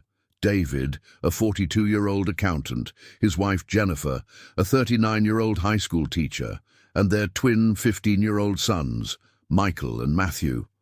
The family had been planning this cruise for 3 years, saving meticulously and researching every available shore excursion. They had booked a comprehensive wildlife viewing tour that would take them to the Alaska Sea Life Center, followed by a guided nature walk along the coastal trail system. "Boys, stay close," Jennifer Richardson called to her sons, who were already wandering toward the array of tour buses and activity booths set up along the dock. "We need to find our tour guide first." David Richardson checked his watch, 8:47 a.m., and consulted the detailed itinerary he had printed and laminated before leaving Denver. "The Sea Life Center tour starts at 9:15. We should have plenty of time." Emily and Maggie had chosen a different adventure for their day in Seward. They had signed up for what was described as a moderate hiking excursion to Bear Lake, a scenic trail that promised stunning views of the surrounding mountains and the possibility of wildlife sightings from a safe distance, the brochure emphasized repeatedly. Their tour guide was Rebecca Becker Williams, a 26-year-old seasonal employee who had been leading hiking tours in Alaska for 4 summers. Originally from Vermont, Becca had fallen in love with Alaska during a college internship and had never really left. She was certified in wilderness first aid, carried bear spray on every excursion, and had never had a serious incident during her tenure with Kenai Coastal Tours. "Good morning, folks," Becca called out to the group of 12 passengers who had assembled near the designated meeting point. "I'm Becca, and I'll be your guide for today's adventure to Bear Lake. Before we head out, I need everyone to sign the final waiver forms and listen to our safety briefing." The group was a typical mix of cruise passengers. Besides Emily and Maggie, there were the Andersons, a retired couple from Minnesota celebrating their 40th wedding anniversary, 3 college friends from the University of Washington who had pooled their money for this cruise, a solo traveler named Marcus Thompson, a 47-year-old software engineer from Austin who was using the trip to decompress after a difficult divorce, and Frank and Dorothy Kowalski, experienced hikers from Montana who had chosen this excursion because it was listed as offering the most authentic wilderness experience available to cruise passengers. Becca's safety briefing was comprehensive and professional. She explained the route they would take, a well-marked trail that led approximately 2.5 miles inland to Bear Lake, with an elevation gain of about 400 feet. The round trip typically took between 4 and 5 hours, including time for lunch and photography at the lake. "Alaska is home to both brown bears and black bears," Becca explained, holding up a canister of bear spray. "While encounters are rare on this particular trail, everyone needs to understand proper bear country protocol. We travel as a group, we make noise regularly, and if we see a bear, we do not approach it. Bears have the right of way, always." Emily listened intently, taking notes even though she had researched bear safety extensively before the trip. She had read about the differences between black bears and brown bears, understood the importance of proper food storage, and knew the basics of bear behavior. What she had not fully grasped, what most tourists could not fully grasp until they experienced it firsthand, was the sheer scale and wildness of Alaska's landscape. The group set out at 9:30 a.m., following a gravel path that led away from the harbor and into the Chugach National Forest. The trail was well maintained for the first mile, with interpretive signs explaining the local ecosystem and pointing out significant landmarks. Sitka spruce and western hemlock formed a dense canopy overhead, while Devil's Club and blueberry bushes created thick understory vegetation that rustled softly in the morning breeze. "The forest here is classified as a temperate rainforest," Becca explained as they walked, her voice carrying clearly in the crisp air. We get about 60 inches of precipitation annually, which creates this incredibly lush environment. You'll notice how different the vegetation is from what most of you are used to. Marcus Thompson, the software engineer from Austin, was particularly interested in the botanical aspects of the hike. His divorce had been finalized just 3 weeks earlier, ending a 15-year marriage that had slowly dissolved under the pressure of his demanding career and his ex-wife's resentment of his workaholic tendencies. This cruise represented his first vacation in over 5 years, and he was finding the natural world a welcome respite from the digital environment where he spent most of his waking hours. "How old would you estimate these trees are?" Marcus asked, looking up at the massive spruces that towered above them. "Some of these old-growth trees are between 200 and 400 years old," Becca replied. "They were here when Russian explorers first mapped this coastline, and they'll likely be here long after we're gone." It's humbling when you think about it. Emily was documenting everything with her camera and journal, stopping frequently to photograph interesting plants, fungi, and rock formations. Her enthusiasm was infectious, and several other group members found themselves paying closer attention to details they might have otherwise overlooked. "Are you studying photography?" asked Linda Anderson, the Minnesota retiree who was celebrating her anniversary with her husband Carl. "Marine biology," Emily replied, showing Linda a photo she had just taken of what appeared to be bear scat on the trail. "But I love photography too. I'm hoping to work for NOAA or the Fish and Wildlife Service someday, so this is all research for me." Carl Anderson, a retired insurance adjuster, examined the scat with professional interest. "How fresh would you say that is?"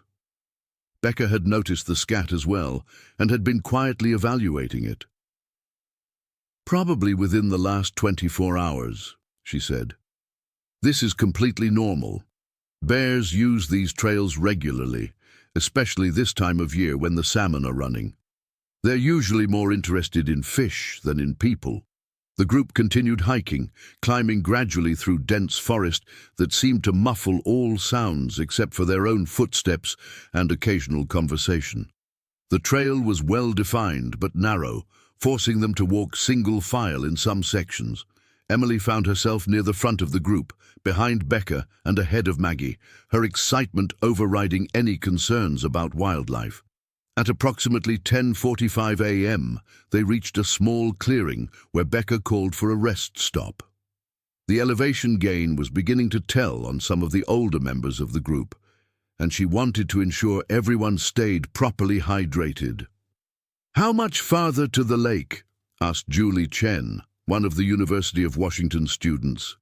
At 20, Julie was in excellent physical condition from regular rock climbing, but she was eager to reach their destination. "About another 1.5 miles, Becca replied, consulting her GPS unit. "The next section is a bit steeper, but once we reach the ridge, it's mostly downhill to the lake." Frank Kowalski, the experienced hiker from Montana, was studying the surrounding forest with the practiced eye of someone who had spent decades in the wilderness. At 61, he had hiked extensively throughout the Rocky Mountains and had encountered black bears on several occasions, though never a brown bear. "Visibility's pretty limited in here," he observed to his wife Dorothy. "If something wanted to watch us without being seen, it would have plenty of cover." Dorothy, a retired elementary school teacher, shivered slightly despite the moderate temperature. "Don't start with your scary stories, Frank. You'll have everyone looking over their shoulders." But Frank's observation was more prescient than anyone realized. Approximately 400 yards to the north of their position, a massive male brown bear was indeed watching the group. The bear, later estimated by wildlife authorities to weigh approximately 700 pounds, had been attracted by the sound of human voices and was demonstrating the kind of curiosity that made brown bears both fascinating and dangerous. The bear, which would eventually be designated as Bear number 347 in Alaska Department of Fish and Game Records, was a mature male estimated to be between 15 and 20 years old. He had learned over his lifetime that humans often carried interesting food items, and while he had never seriously injured a person, he had been involved in several incidents where he had successfully obtained food from campers and hikers who failed to follow proper storage protocols. Brown bears possess several characteristics that make them particularly effective predators and scavengers. Their sense of smell is approximately 7 times more acute than that of a bloodhound, capable of detecting scents from miles away. Their hearing is excellent, able to distinguish between different types of sounds and their potential significance. Perhaps most importantly, they are incredibly intelligent, capable of learning, problem-solving, and modifying their behavior based on experience. Bear number 347 had learned that groups of humans moving through the forest in a predictable pattern often provided opportunities for easy meals.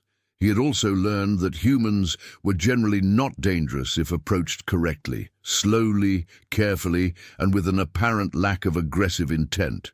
What he had not learned, and what made him particularly dangerous, was appropriate respect for human boundaries.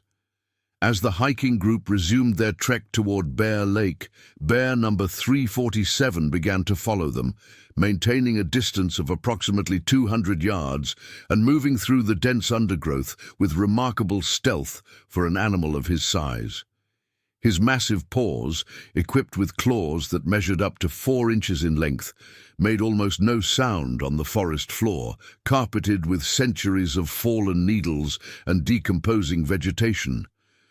The group was completely unaware of their follower as they climbed higher into the mountains. The trail became rockier and more challenging, requiring increased concentration on foot placement and navigation. Conversation became more sporadic as the hikers focused their energy on the physical demands of the ascent. Emily had moved closer to the front of the group, her enthusiasm for the wilderness experience undiminished by the physical exertion. She was in excellent physical condition from regular jogging and gym workouts at Ohio State, and the challenging terrain only added to her sense of adventure. "The views up here are incredible," she said to Becca during another brief rest stop at 11:30 a.m. "I can see why you love working in Alaska." Becca smiled, though she was maintaining her professional vigilance, regularly scanning the surrounding forest for any signs of wildlife. "It never gets old. Every day is different. Every group sees something unique. That's what keeps me coming back." "Have you ever had any scary encounters with bears?" Emily asked, the question that was on the minds of several group members, but that only she was bold enough to voice. "A few close calls," Becca replied honestly. "Bears are usually more afraid of us than we are of them, but you always have to be respectful. They're wild animals with their own agenda, and sometimes those agendas conflict with ours." Unknown to Becca and her group, that conflict was about to manifest in the most dramatic way possible.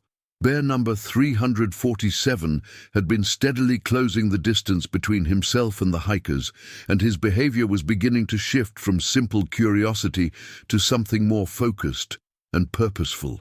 The bear had detected food scents from the group's backpacks, energy bars, sandwiches, trail mix, and other items that the hikers were carrying for their planned lunch at Bear Lake.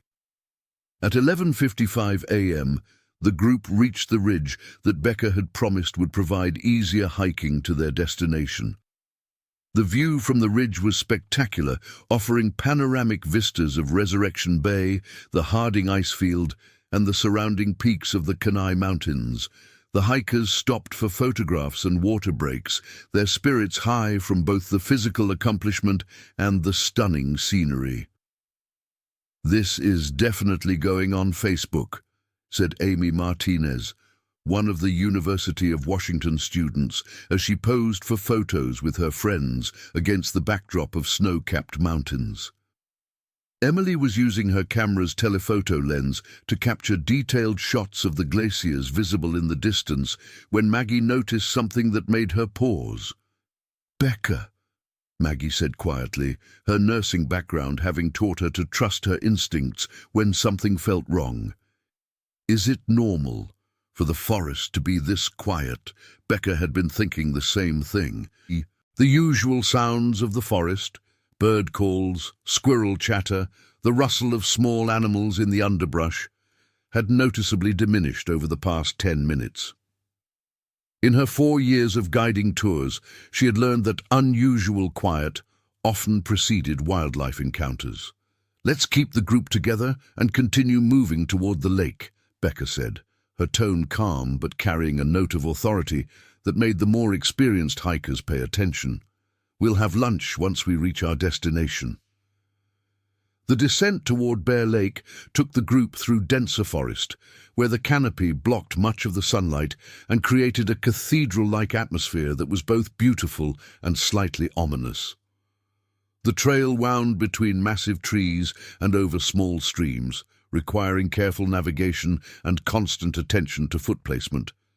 Bear number 347 had been pacing the group from the north side of the trail, moving through terrain that was difficult for humans but presented no challenges for an animal that had spent its entire life in this environment. The bear's behavior was becoming increasingly focused, and his body language would have alarmed any wildlife biologist who might have observed it. His head was lowered, his ears were forward, and he was moving with the purposeful gait of a predator that had identified potential prey. At 12:20 p.m., the group emerged from the dense forest into the clearing that surrounded Bear Lake. The lake was everything the brochures had promised, a pristine alpine lake reflecting the surrounding mountains like a perfect mirror, surrounded by meadows filled with wildflowers and bordered by stands of ancient trees. Several members of the group immediately began taking photographs, while others simply stood in appreciation of the natural beauty. "This is our lunch spot," Becca announced, choosing a location near the lakeshore that offered good visibility in all directions. "Please keep all food in your backpacks until we're ready to eat, and remember that we need to pack out everything we bring in." Emily walked to the edge of the lake, marveling at the clarity of the water and the complete absence of any human development as far as she could see in any direction. This was the Alaska she had dreamed of, wild, pristine, and seemingly untouched by civilization. "Can you imagine living out here?" she said to Marcus Thompson, who had joined her at the water's edge. "The isolation would take some getting used to," Marcus replied, his programmer's mind already calculating the logistics of power, internet connectivity, and supply chains. "But there's definitely something appealing about being completely disconnected from the digital world." Behind them, Becca was organizing the lunch setup and conducting another visual scan of the surrounding forest. Her training and experience had taught her to maintain constant vigilance, but nothing in her 4 years of guiding tours had prepared her for what was about to happen. Bear number 347 had reached the edge of the clearing and was observing the group from a position approximately 100 yards to the northeast, concealed behind a massive Sitka spruce. The bear's behavior had shifted again, from purposeful movement to focused stalking. His body was tense, his breathing had become more rapid, and he was displaying the kind of predatory fixation that wild animal experts recognize as extremely dangerous. The factors that were about to converge to create a life-changing tragedy were numerous and complex. The bear was male, mature, and at the peak of his physical condition. He had learned to associate humans with food rewards and had lost much of his natural wariness. The hiking group was in an isolated location with limited escape routes. Most critically, they were completely unaware of the predator that was observing them and making calculations about the best approach to achieve his objective. At 12:35 p.m., Emily Carver was kneeling beside Bear Lake, washing her hands in the cold mountain water and preparing to join the group for lunch. She was thinking about the photos she had taken, the journal entry she would write that evening, and the stories she would tell her parents when she returned to Ohio. She was young, intelligent, enthusiastic about life, and completely unprepared for what was about to happen. Maggie Chen had been watching Emily with the protective instincts of someone who had spent decades caring for others. Something about the young woman's innocence and enthusiasm reminded her powerfully of her own daughter at that age, and she had found herself feeling increasingly maternal toward Emily throughout the cruise. "Emily, honey, come back and get something to eat," Maggie called. "You'll need energy for the hike back." Emily smiled and began to stand, her hands still dripping with the clear lake water. It was at that moment, 12:37 p.m., according to multiple witness accounts and GPS logs, that Bear number 347 made his decision to approach the group. The bear's emergence from the forest was not the sudden, dramatic appearance that many people imagine when they think of bear encounters. Instead, he simply stepped out from behind the large spruce and began walking toward the group with what appeared to be casual confidence. His massive size became immediately apparent as he moved into the open, standing approximately 4 feet tall at the shoulder while on all fours, with a body length of nearly 8 feet from nose to tail. Frank Kowalski was the first to spot the bear, his experienced outdoor instincts immediately recognizing the potential danger. "Bear," he said quietly but clearly, the single word carrying across the clearing and instantly capturing everyone's attention. The reaction of the group was varied and, in some cases, exactly what wildlife experts warn against. Several people immediately reached for cameras, including Emily, who was still standing at the lake's edge, approximately 30 yards from the main group. Others froze in place, uncertain about the proper response. Becca immediately began implementing bear encounter protocols, speaking in a calm, authoritative voice. "Everyone stay calm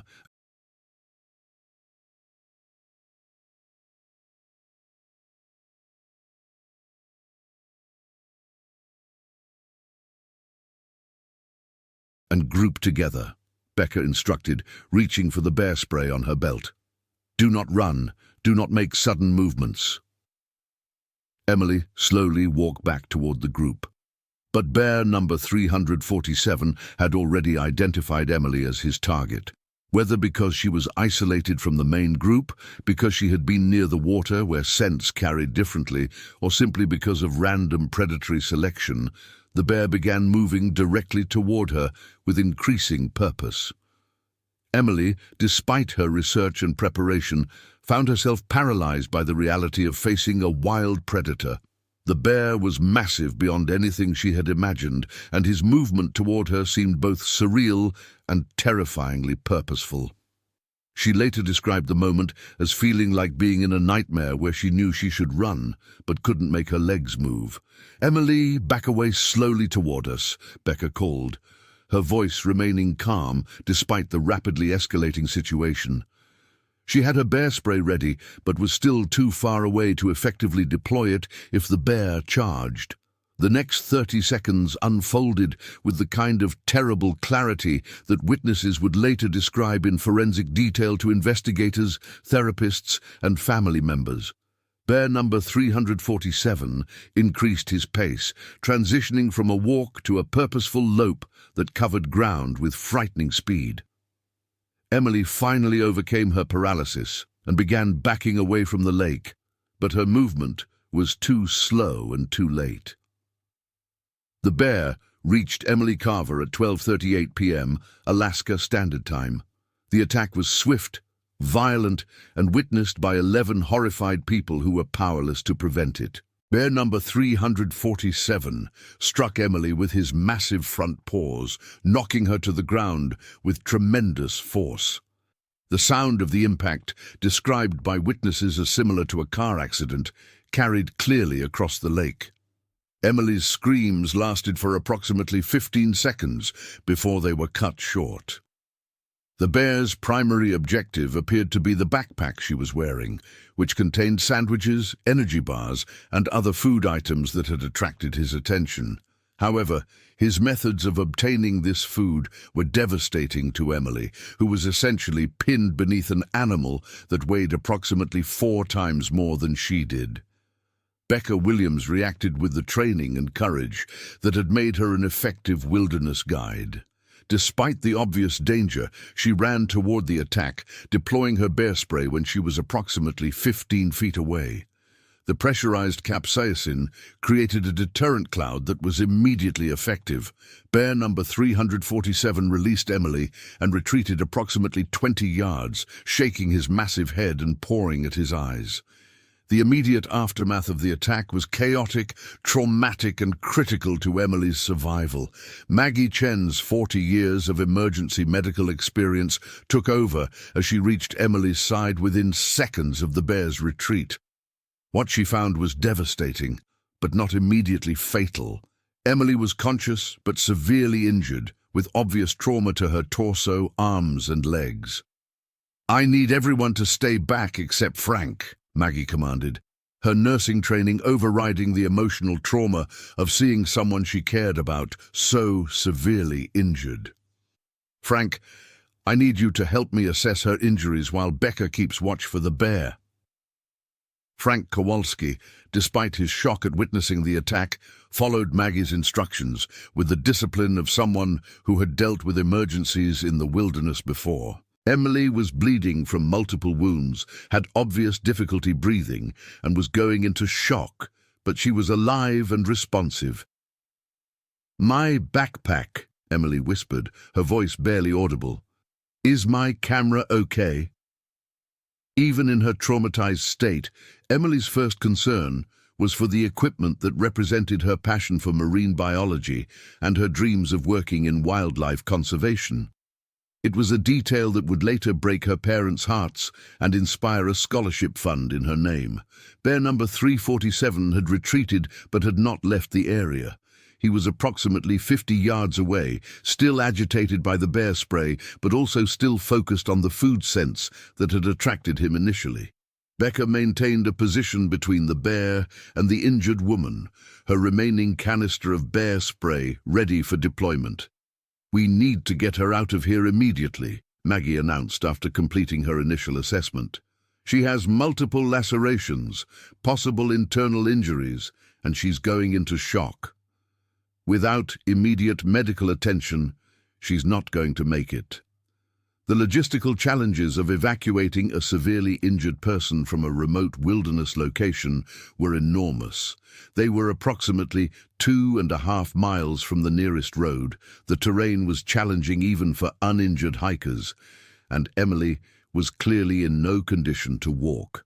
Additionally, bear number 347 was still in the immediate area, creating an ongoing safety threat for the entire group.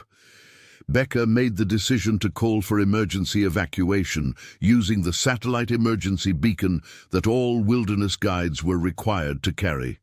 At 12:45 p.m., she activated the device, sending a distress signal that would be received by the Alaska Rescue Coordination Center in Anchorage within minutes. "This is Kenai Coastal Tours Guide 47, declaring a medical emergency at Bear Lake," Becca spoke into her emergency radio. "We have a severe bear mauling with multiple traumatic injuries requiring immediate helicopter evacuation. One adult female, 19 years old, conscious but critical, bear still in area and considered dangerous." The response from the Alaska Rescue Coordination Center was immediate and professional. Within 2 minutes of receiving the emergency signal, a coordinated rescue operation was initiated involving the U.S. Coast Guard, Alaska State Troopers, and the Alaska Department of Fish and Game. The closest helicopter capable of reaching Bear Lake was a Coast Guard MH-60 Jayhawk, based at Air Station Kodiak, approximately 45 minutes flying time from their location. Coast Guard Air Station Kodiak. This is Rescue Coordination Center, Anchorage. the radio crackled. "We have a priority 1 medical evacuation, bear mauling at Bear Lake, Kenai Peninsula. ETA to scene 45 minutes. Emily's condition was deteriorating despite Maggie's skilled emergency care. The bear's claws had caused deep lacerations across her torso and arms, and there were obvious signs of internal injuries that required surgical intervention. Most critically, she was losing blood at a rate that made time the most crucial factor in her survival. "Emily, stay with me," Maggie said, applying pressure to the most severe wounds while monitoring Emily's vital signs as best she could without proper equipment. "Help is coming." "You're going to be okay." The other members of the hiking group were dealing with their own trauma from witnessing the attack. Several were in various stages of shock, including Linda Anderson, who was hyperventilating, and Julie Chen, who was vomiting from the stress and horror of what she had seen. Marcus Thompson had become the group's communications coordinator, using his GPS unit to provide precise coordinates to rescue services and helping maintain radio contact with incoming aircraft. At 1:15 p.m., the distinctive sound of helicopter rotors began echoing off the surrounding mountains. The Coast Guard MH-60 Jayhawk, callsign Rescue 6012, appeared over the ridge and began circling Bear Lake to assess the landing situation. The pilot, Lieutenant Commander Sarah Walsh, had over 12 years of experience in Alaska rescue operations and immediately recognized the challenges presented by the terrain and the ongoing bear threat. "Rescue 6012 to ground party. We have visual on your location," came the voice from the helicopter. "We're going to need you to move the patient to the clearing on the north side of the lake for pickup. Can you confirm the bear's current location?" Becker scanned the forest and spotted bear number 347, approximately 100 yards to the east, still agitated but no longer showing aggressive behavior toward the group. "Bear is visible to the east, appears to be maintaining distance but is still in the area." The decision was made to proceed with the evacuation despite the ongoing bear threat. Emily's condition was too critical to wait for wildlife authorities to arrive and secure the area. The helicopter crew, which included Flight Medic Petty Officer First Class David Rodriguez, prepared for a rapid extraction under dangerous conditions. Moving Emily from her position at the lakeshore to the designated landing zone required careful coordination and significant physical effort from the hiking group. Maggie and Frank improvised a stretcher using hiking poles and jackets, while Becca maintained watch for any changes in the bear's behavior. The 40-yard move took nearly 10 minutes, with frequent stops to monitor Emily's condition and ensure the bear was not approaching. Emily remained conscious throughout the evacuation, though her responses were becoming increasingly weak and confused. The combination of blood loss, shock, and physical trauma was taking its toll, but her youth and physical fitness were working in her favor. "What happened to the bear?" Emily asked weakly as they positioned her near the landing zone. "He's still around, but he's keeping his distance," Maggie replied, not wanting to add to Emily's stress by explaining that their safety was still very much in question. At 1:32 p.m., Rescue 6012 landed in the meadow beside Bear Lake, its rotor wash creating a whirlwind of dust, pine needles, and wildflower petals that momentarily obscured visibility across the entire area.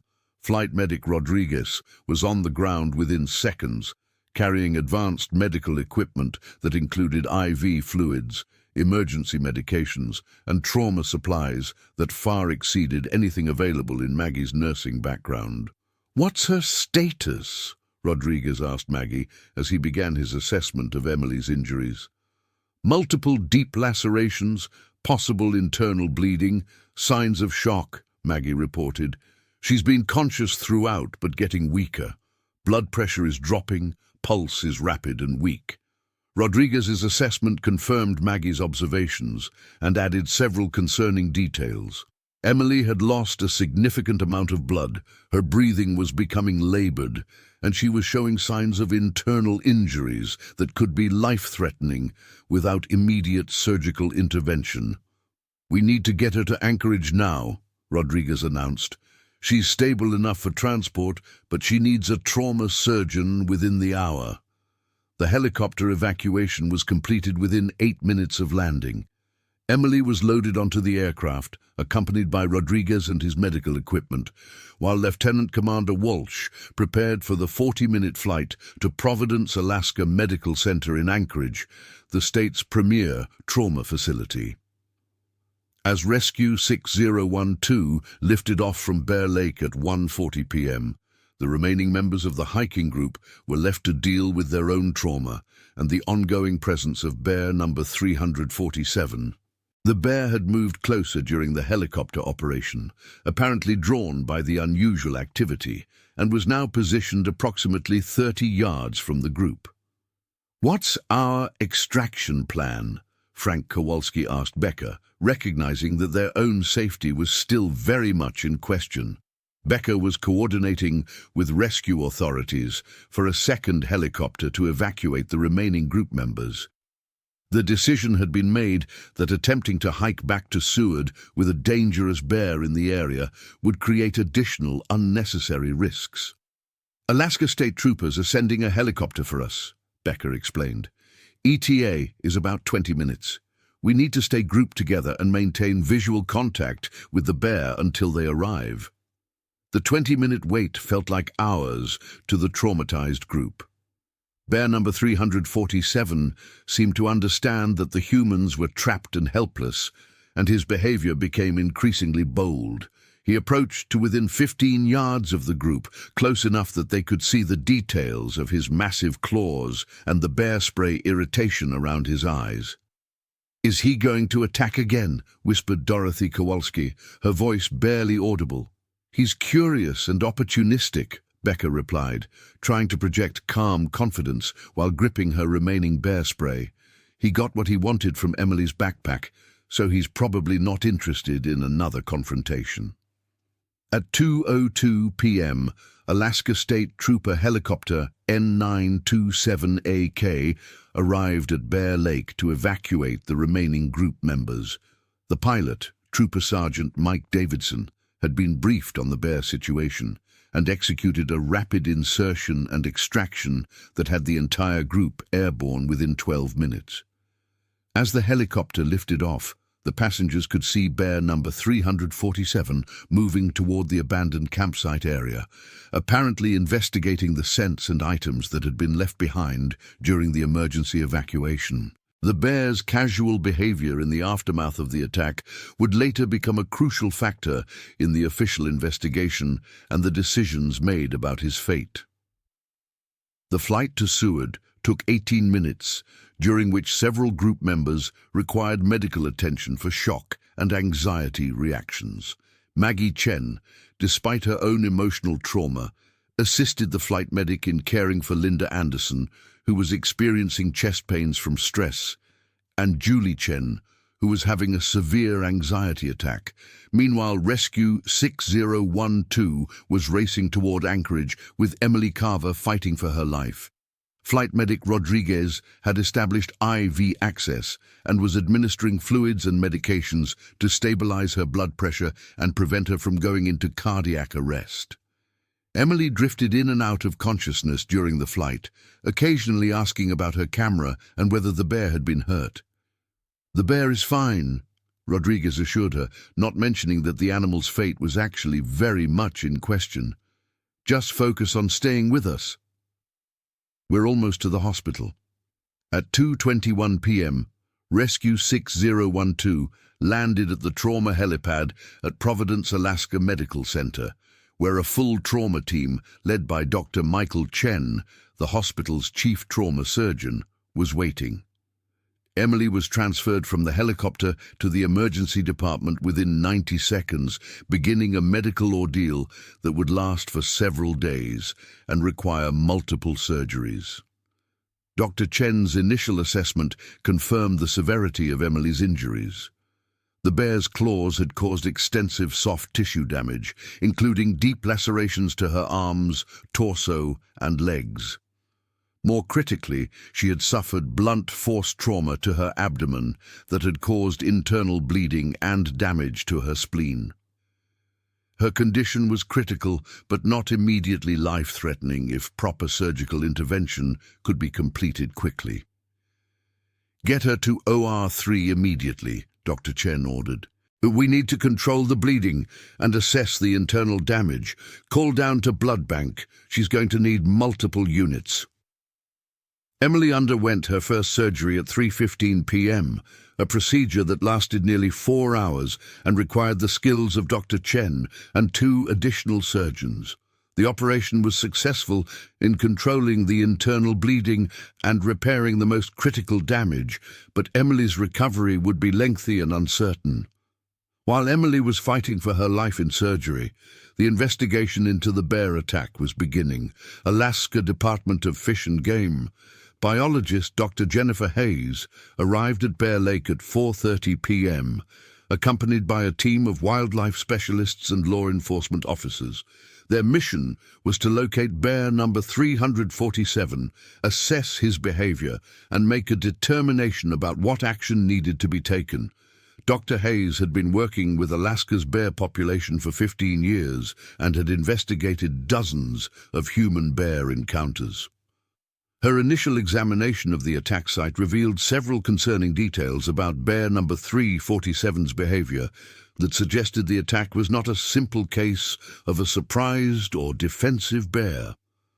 The bear was clearly focused on food acquisition, Dr. Hayes explained to the investigation team. The pattern of the attack, the way he went directly for the backpack, and his lack of immediate retreat after obtaining food items all suggest a bear that has lost his natural wariness of humans. The evidence at the scene supported Dr. Hayes's assessment. Bear number 347 had not simply been startled or threatened. He had deliberately targeted Emily because she was carrying food and was in a vulnerable position. His behavior after the attack, remaining in the area and showing continued interest in human activity, indicated a dangerous level of habituation. "This is a Category 5 bear, Doctor," Hayes concluded, using the classification system that ranked bear behavior on a scale from 1, completely wild and wary, to 5, dangerous and unpredictable around humans. He poses an ongoing threat to public safety and cannot be safely relocated. The decision to euthanize bear number 347 was made at 6:45 p.m. by a joint committee that included Dr. Hayes, Alaska State Trooper Captain Robert Martinez, and Seward Harbor Authority representatives. While emotionally difficult, the decision was based on established protocols for dealing with bears that had attacked humans and demonstrated ongoing dangerous behavior. Bear number 347 was located at 7:20 p.m., still in the vicinity of Bear Lake and showing no fear of the human searchers. He was euthanized by wildlife specialists using a high-powered rifle, a decision that would later generate significant controversy among wildlife advocates and tourists who questioned whether the bear was simply following his natural instincts. Back in Anchorage, Emily's surgery was completed successfully at 7:35 p.m. Dr. Chen reported to Emily's parents, who had been contacted during the emergency and were on their way to Alaska, that their daughter had survived the critical phase of her injuries, but faced a long recovery process. "She's stable, but she's going to need additional surgeries and extensive rehabilitation," Dr. Chen explained to Robert and Susan Carver during a telephone conference call. The next 48 hours will be critical in determining the extent of her recovery. Emily's parents had been contacted by cruise line representatives at 2:15 p.m. while they were at work in Columbus, Ohio. The phone call that began, "There's been an incident involving your daughter," had instantly transformed their lives from routine normalcy to a nightmare of urgent travel arrangements, medical decisions, and overwhelming fear. "We'll be on the next flight to Anchorage," Robert Carver told Dr. Chen, his voice barely controlled despite his attempts to remain calm. "Please do whatever you need to do to help her." The next flight from Columbus to Anchorage required 2 connections and wouldn't arrive until 11:30 p.m. Alaska time the following day. The 14-hour journey would be the longest of the Carvers' lives, spent mostly in airport terminals and airplane seats, trying to understand how their daughter's dream vacation had become a fight for survival. Meanwhile, the other members of the hiking group were dealing with their own trauma in various ways. Upon returning to Seward, they had been met by crisis counselors, medical personnel, and representatives from the cruise line who were trained to handle emergency situations involving passengers. Maggie Chen found herself in the unique position of being both a witness to the trauma and a medical professional who had provided emergency care. Her nursing background had enabled her to function effectively during the crisis, but now that the immediate emergency was over, she was experiencing delayed shock and survivor's guilt. "I keep thinking about what I could have done differently," Maggie confided to the crisis counselor assigned to help the group process their experience.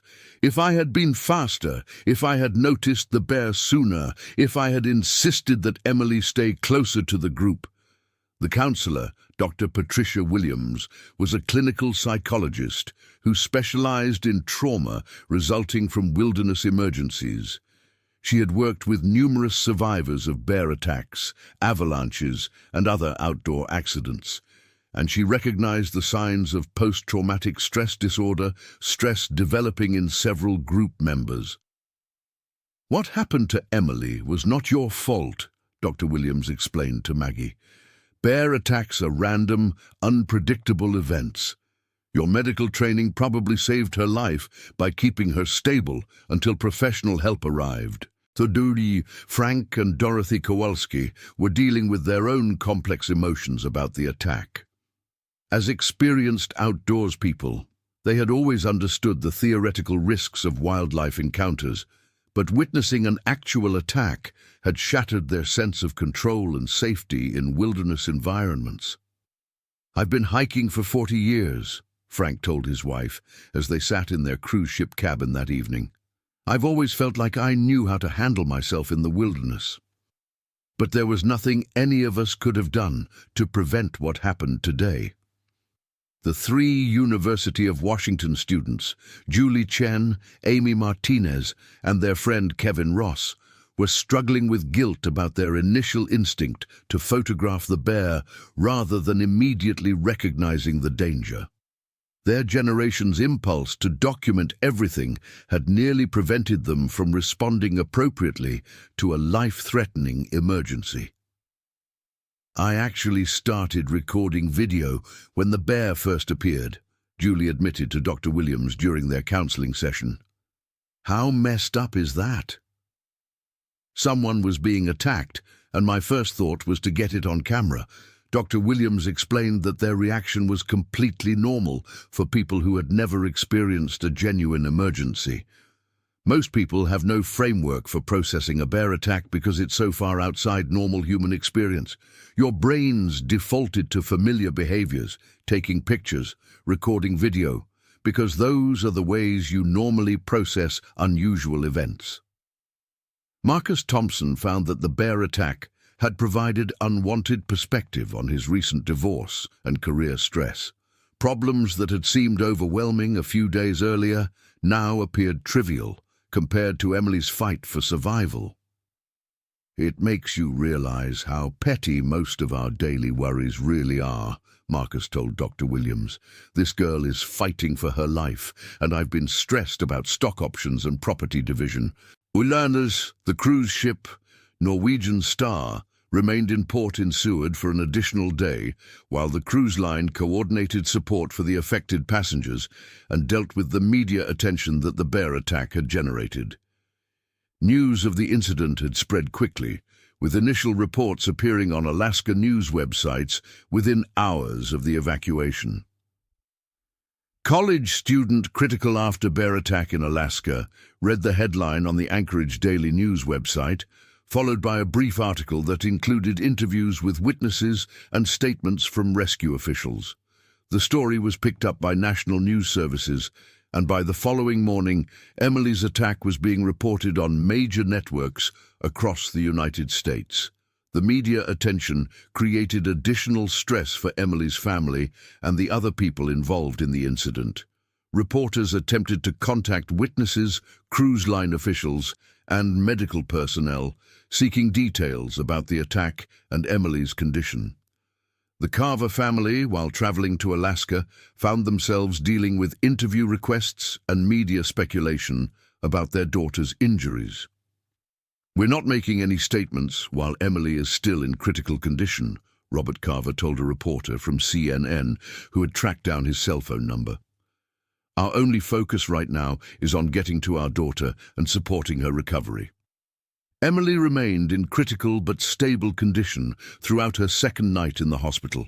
She underwent additional surgery on Saturday morning to address complications from her internal injuries, a procedure that lasted 3 hours and required the expertise of a specialist in hepatic trauma. Her parents arrived at Providence, Alaska Medical Center at 1:45 p.m. on Saturday, approximately 25 hours after the bear attack.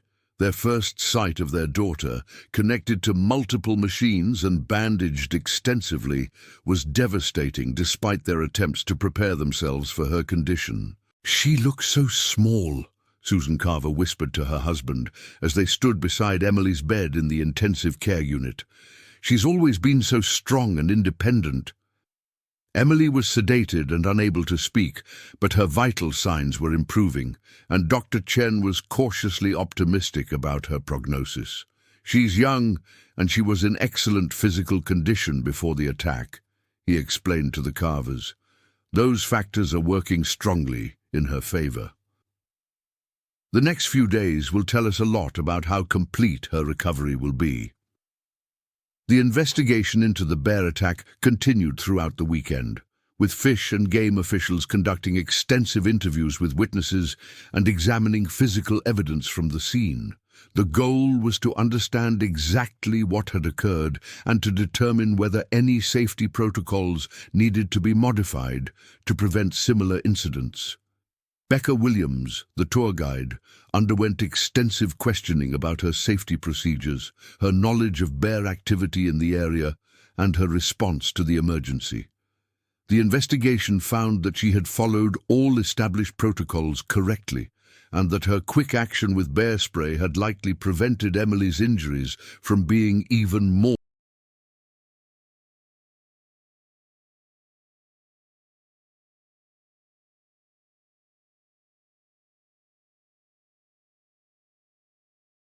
severe. Ms. Williams acted professionally and courageously throughout the incident, stated the preliminary investigation report. Her emergency response was exemplary and undoubtedly saved Ms. Carver's life. The cruise line, Norwegian Cruise Line, initiated its own internal investigation while also providing support for the affected passengers and Emily's family. The company arranged for extended accommodations in Anchorage for the Carvers and covered all medical expenses not handled by insurance. "Our guests' safety and well-being are our highest priorities," said Norwegian Cruise Line spokesperson Jennifer Walsh. "We are working closely with all relevant authorities to understand exactly what occurred and to ensure that our shore excursions continue to meet the highest safety standards." However, the incident raised questions about the inherent risks of wilderness tourism and whether tourists were adequately prepared for the realities of visiting genuine wilderness areas. Alaska's tourism industry, which brought over 2 million visitors annually and generated billions of dollars in revenue, depended on providing authentic wilderness experiences while maintaining acceptable levels of safety. "There's always going to be some level of risk when you're dealing with true wilderness," explained Dr. Tom Harrison. a wildlife biologist who had studied human-bear interactions for 20 years. The question is whether tourists understand and accept those risks, and whether tour operators are doing everything possible to minimize them. Emily regained consciousness on Sunday morning, 3 days after the attack. Her first words were to ask about her camera and whether anyone had been hurt trying to help her. Her concern for others, even while dealing with her own severe injuries, was characteristic of the personality that had made her so well-liked during the cruise. "The camera's fine," her father lied, not wanting to add to her distress by explaining that her equipment had been damaged beyond repair during the attack. "Everyone else is okay. They're all worried about you." Emily's recovery would be lengthy and challenging. In addition to her physical injuries, she would need to deal with the psychological trauma of the attack and the inevitable changes to her life plans and career goals. Her dream of working in wildlife conservation had been complicated by her direct experience with the dangerous realities of working with wild animals. "I still want to work with wildlife," Emily told her parents during one of her more lucid moments. "I just understand now how dangerous it can be. Maybe that will make me better at it." Dr. Patricia Williams, the trauma counselor, began working with Emily while she was still hospitalized, helping her process the attack and develop coping strategies for the recovery period. The psychological aspects of recovering from a bear attack were often as challenging as the physical healing, particularly for someone whose career plans involved working with wildlife. "It's common for attack survivors to develop complicated relationships with wildlife," Dr. Williams explained to the Carver family. "Some people become fearful and avoid nature entirely, while others become even more determined to understand and work with wild animals." Emily seems to be in the second category, which is generally a positive sign for her psychological recovery. The other members of the hiking group had returned to their normal lives, but all reported ongoing effects from witnessing the attack. Several sought counseling to deal with post-traumatic stress symptoms, and some made significant changes to their outdoor recreation activities. Maggie Chen found that her retirement plans had been altered by the experience. Instead of the leisurely travel and relaxation she had planned, she felt compelled to volunteer with wilderness rescue organizations, using her medical skills to help other outdoor emergency situations. "I can't stop thinking about how different the outcome might have been if someone without medical training had been there," Maggie told her daughter during a phone call from Alaska. "I feel like I need to do something to help other people who might face similar emergencies." Frank and Dorothy Kowalski continued hiking, but with significantly modified safety protocols and a new appreciation for the unpredictability of wildlife encounters. Frank began carrying bear spray on hikes in Montana, something he had never felt necessary in the Rocky Mountains. The University of Washington students returned to Seattle with a deeper understanding of nature's dangers and a new perspective on their own mortality.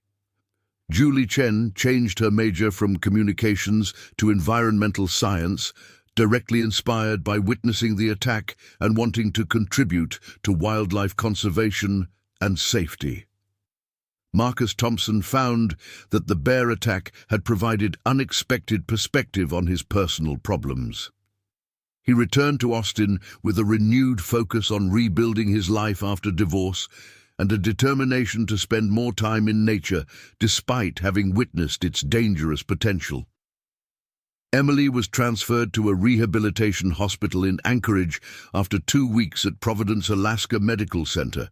Her physical recovery was progressing well, though she would require months of physical therapy to regain full use of her left arm, which had sustained the most severe damage from the bear's claws. "She's making remarkable progress," reported Dr. Sarah Foster, the rehabilitation specialist overseeing Emily's care. "Her youth and determination are tremendous assets in her recovery. She should be able to return to full activity within 6 months, though she'll always have significant scarring." The scarring was extensive, particularly on Emily's arms and torso, but she approached this aspect of her recovery with the same positive attitude that characterized her approach to everything else. "They're proof that I survived," she told her parents. "They'll remind me every day how precious life is."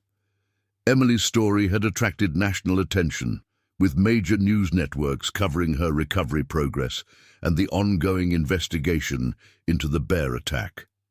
The story resonated with Americans because it represented both the appeal and the dangers of wilderness tourism, and because Emily's positive attitude in the face of trauma was inspiring to many people. Teen bear attack survivor plans, return to wildlife studies, read a headline in USA Today, accompanying an article about Emily's determination to continue pursuing her dreams of working in marine biology despite her traumatic experience. The attention also brought Emily into contact with other bear attack survivors, creating a network of people who understood the unique challenges of recovering from wildlife encounters. She began corresponding with several other survivors, sharing experiences and coping strategies that proved valuable for everyone involved. There aren't many people who can truly understand what it's like to be attacked by a wild animal, Emily explained in her first interview after leaving the hospital. Talking to other survivors has been incredibly helpful in processing what happened and moving forward. The investigation into the bear attack was completed in September, concluding that the incident was an unavoidable consequence of wildlife tourism in genuine wilderness areas. The report made several recommendations for improving safety protocols, including enhanced bear awareness training for guides and tourists, but concluded that some level of risk was inherent in wilderness experiences. Bear attacks are statistically rare events, the report stated. However, when they do occur, they can have severe consequences. The challenge for the tourism industry is to balance authentic wilderness experiences with acceptable levels of risk. Emily returned to Ohio in October, 3 months after the attack, to continue her recovery and prepare for returning to Ohio State University for the spring semester. Her experience in Alaska had changed her academic focus from marine biology to wildlife management, with a specific interest in human-wildlife conflict resolution. "I want to help develop better ways for humans and wildlife to coexist," Emily explained to her academic advisor. "My experience gives me a unique perspective on both the dangers and the importance of wildlife conservation." The bear attack had also strengthened Emily's relationship with her parents, who had gained a new appreciation for their daughter's strength and determination. The experience of nearly losing her had put many family disagreements and concerns into perspective.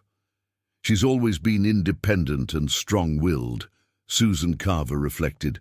"Now we see those traits as assets that helped her survive something that might have broken other people."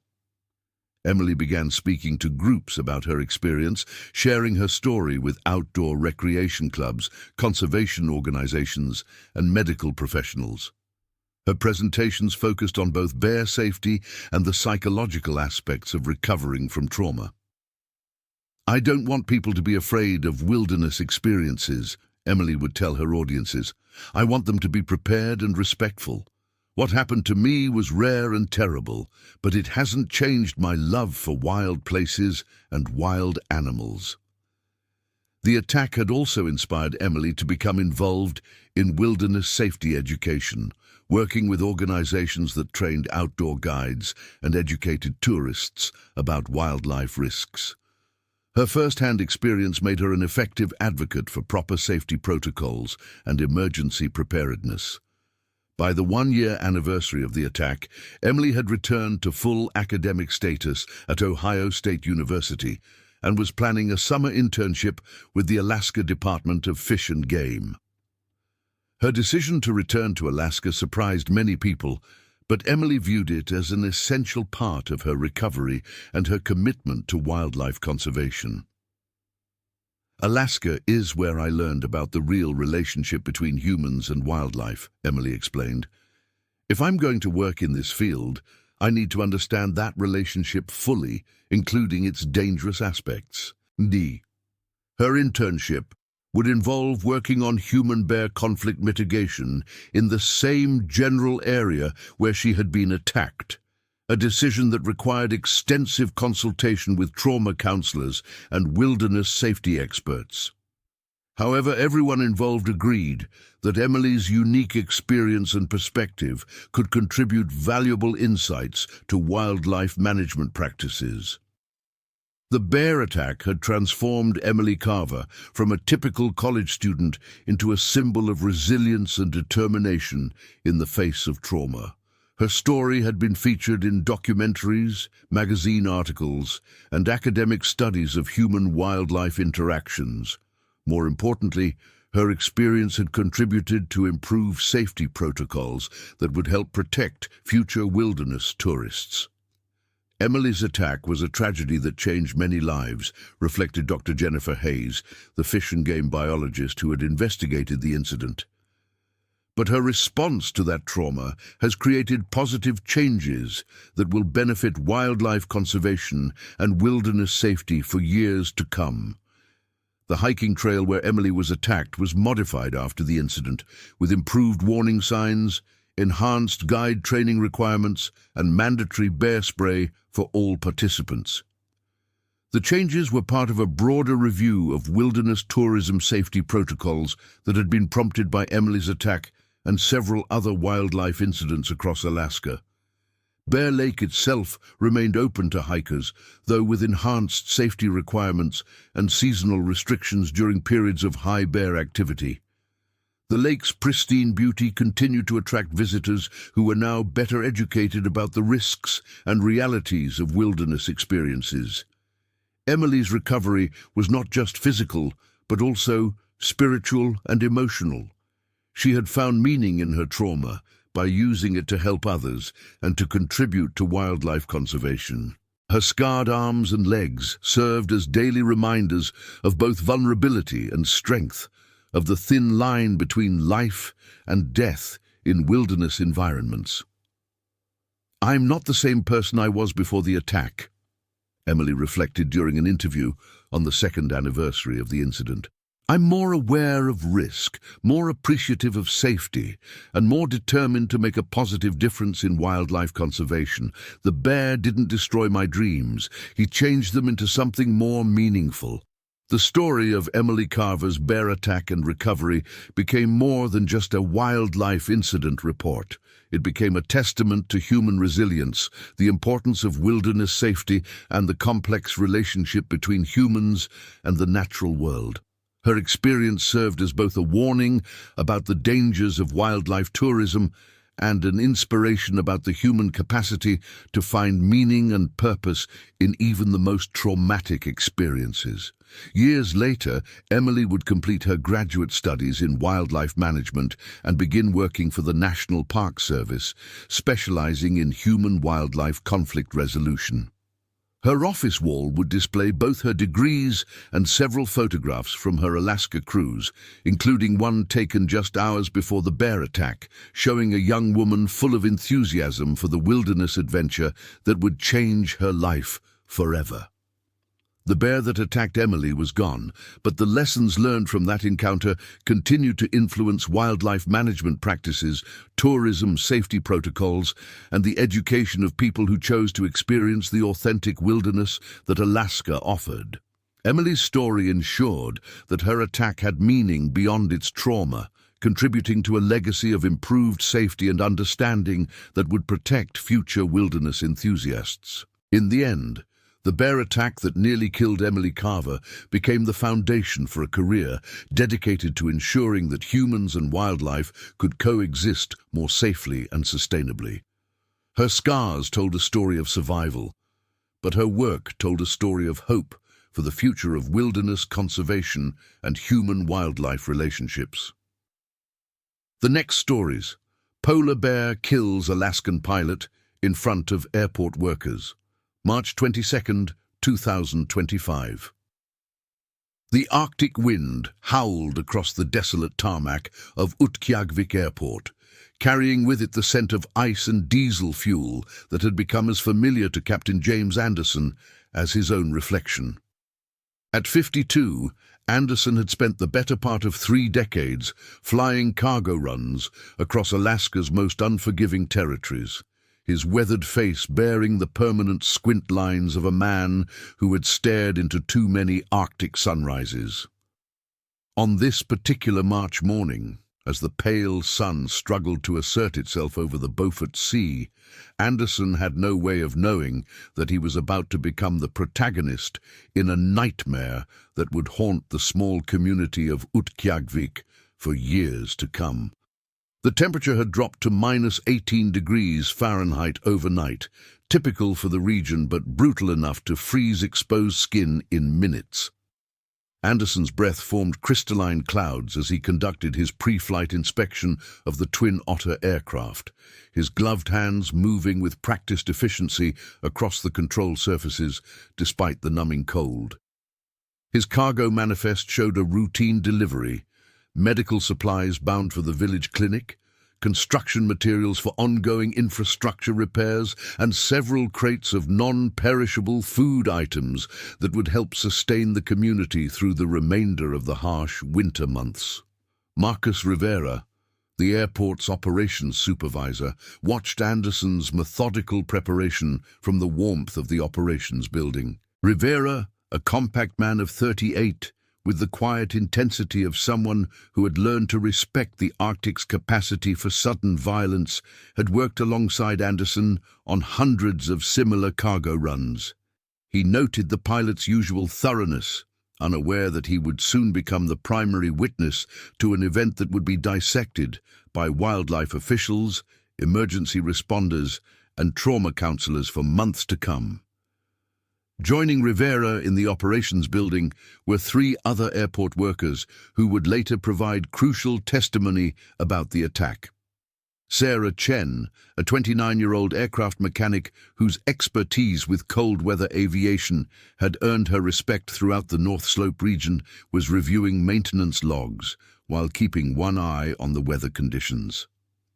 Thomas Killick, a 41-year-old member of the local Inupiaq community whose traditional knowledge of Arctic wildlife behavior had proven invaluable to airport operations, was monitoring radio communications with incoming flights.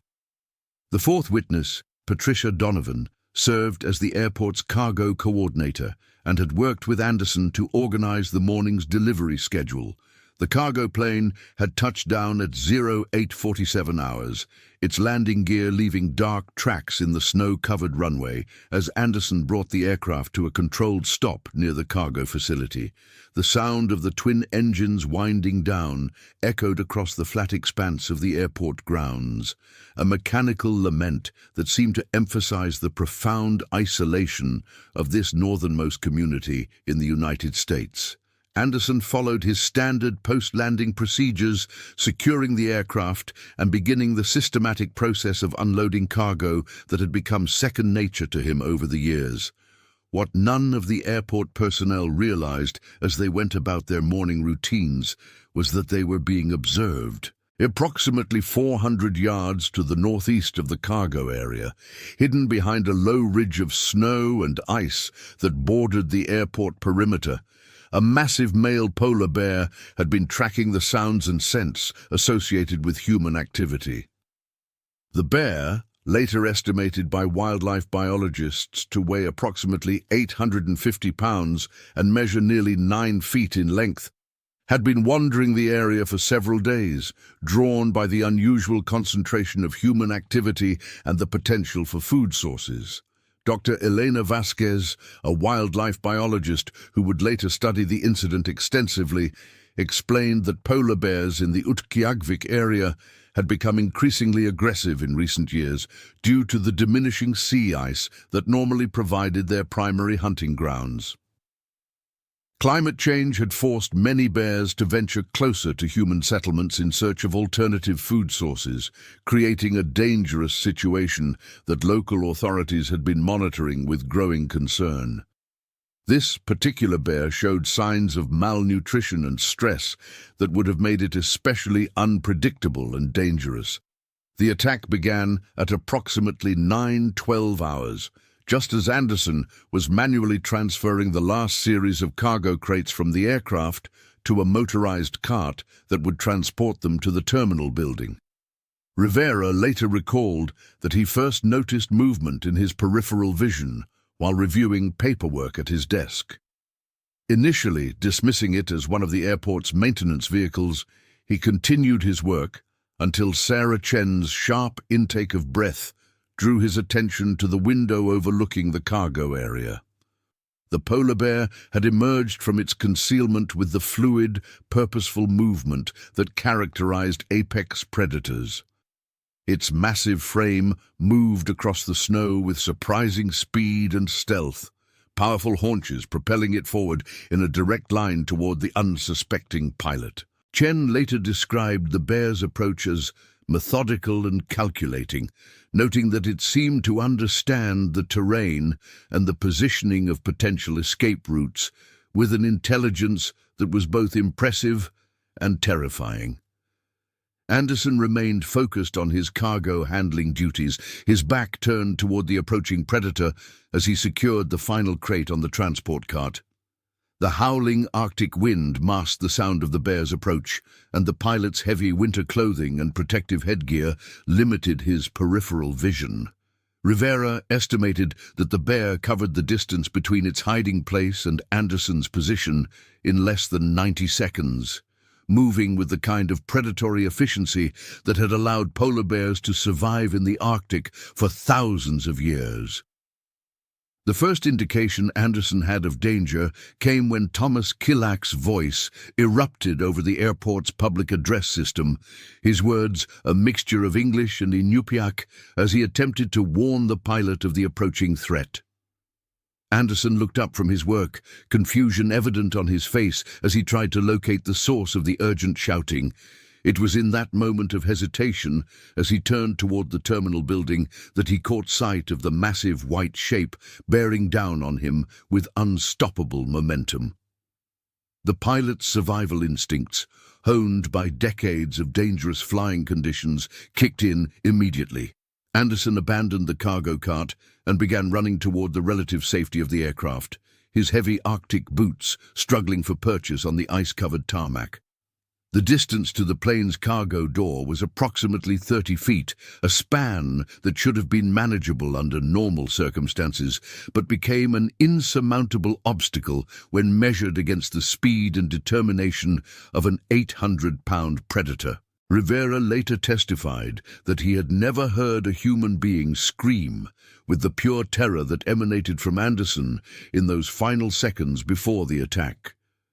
The pilot's voice carried across the airport grounds with a raw desperation that spoke to the fundamental human understanding of imminent death. Chen attempted to reach the emergency alarm system while simultaneously grabbing for her radio to summon help, her hands shaking with adrenaline as she struggled to coordinate an immediate response. The bear reached Anderson just as the pilot's outstretched hand touched the aircraft's cargo door handle. The impact of the collision sent Anderson sprawling across the icy ground, his winter clothing providing minimal protection against the bear's massive claws and crushing weight.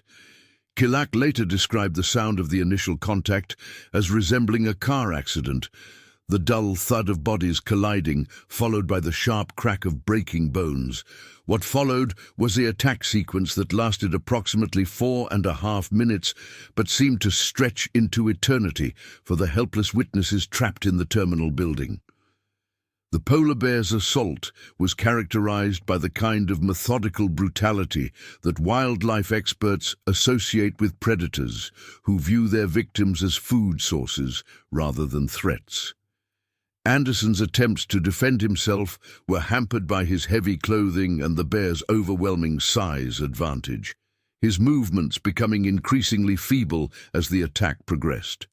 Patricia Donovan, who had the clearest view of the attack from her position in the Cargo Coordination Office, provided the most detailed account of the incident.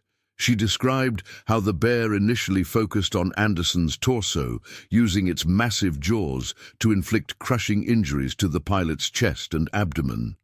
The bear's technique, according to later analysis by wildlife experts, was consistent with hunting behavior designed to quickly incapacitate large prey animals. Rivera made the critical decision to sound the airport's emergency alarm system, hoping that the loud sirens might startle the bear and drive it away from Anderson.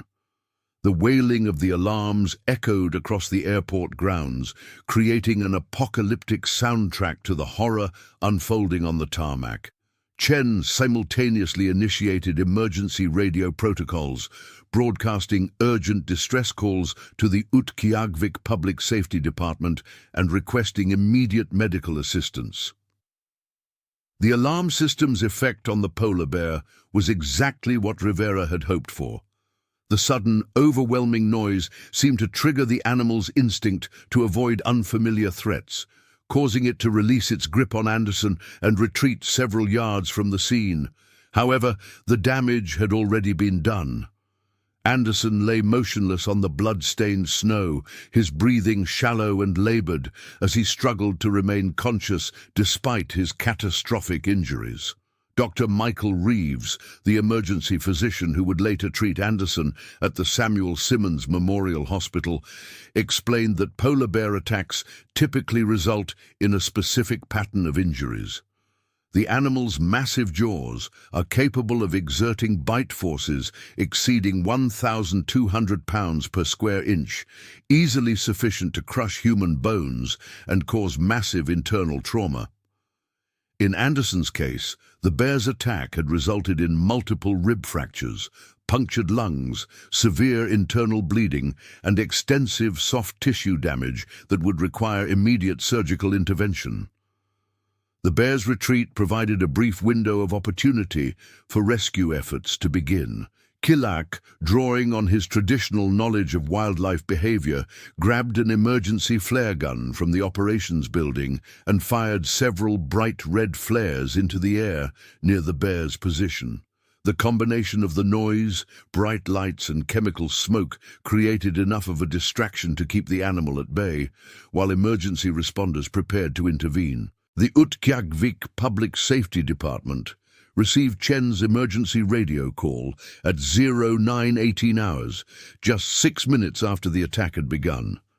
Sergeant David Okpeaha, a veteran officer with extensive experience in wildlife encounters, immediately dispatched the department's emergency response team while simultaneously requesting backup from the Alaska State Troopers and emergency medical personnel.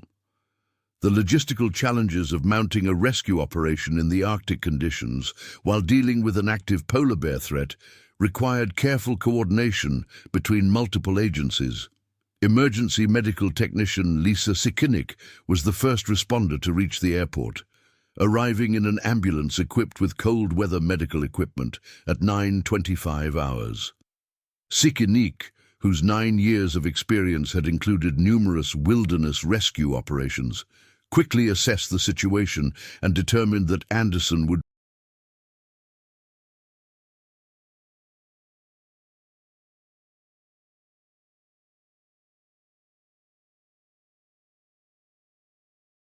require immediate evacuation to advanced medical facilities. However, the continued presence of the polar bear near the attack site complicated any rescue attempts. The Alaska Department of Fish and Game was notified of the incident at 0927 hours, triggering protocols designed to manage dangerous wildlife encounters in populated areas.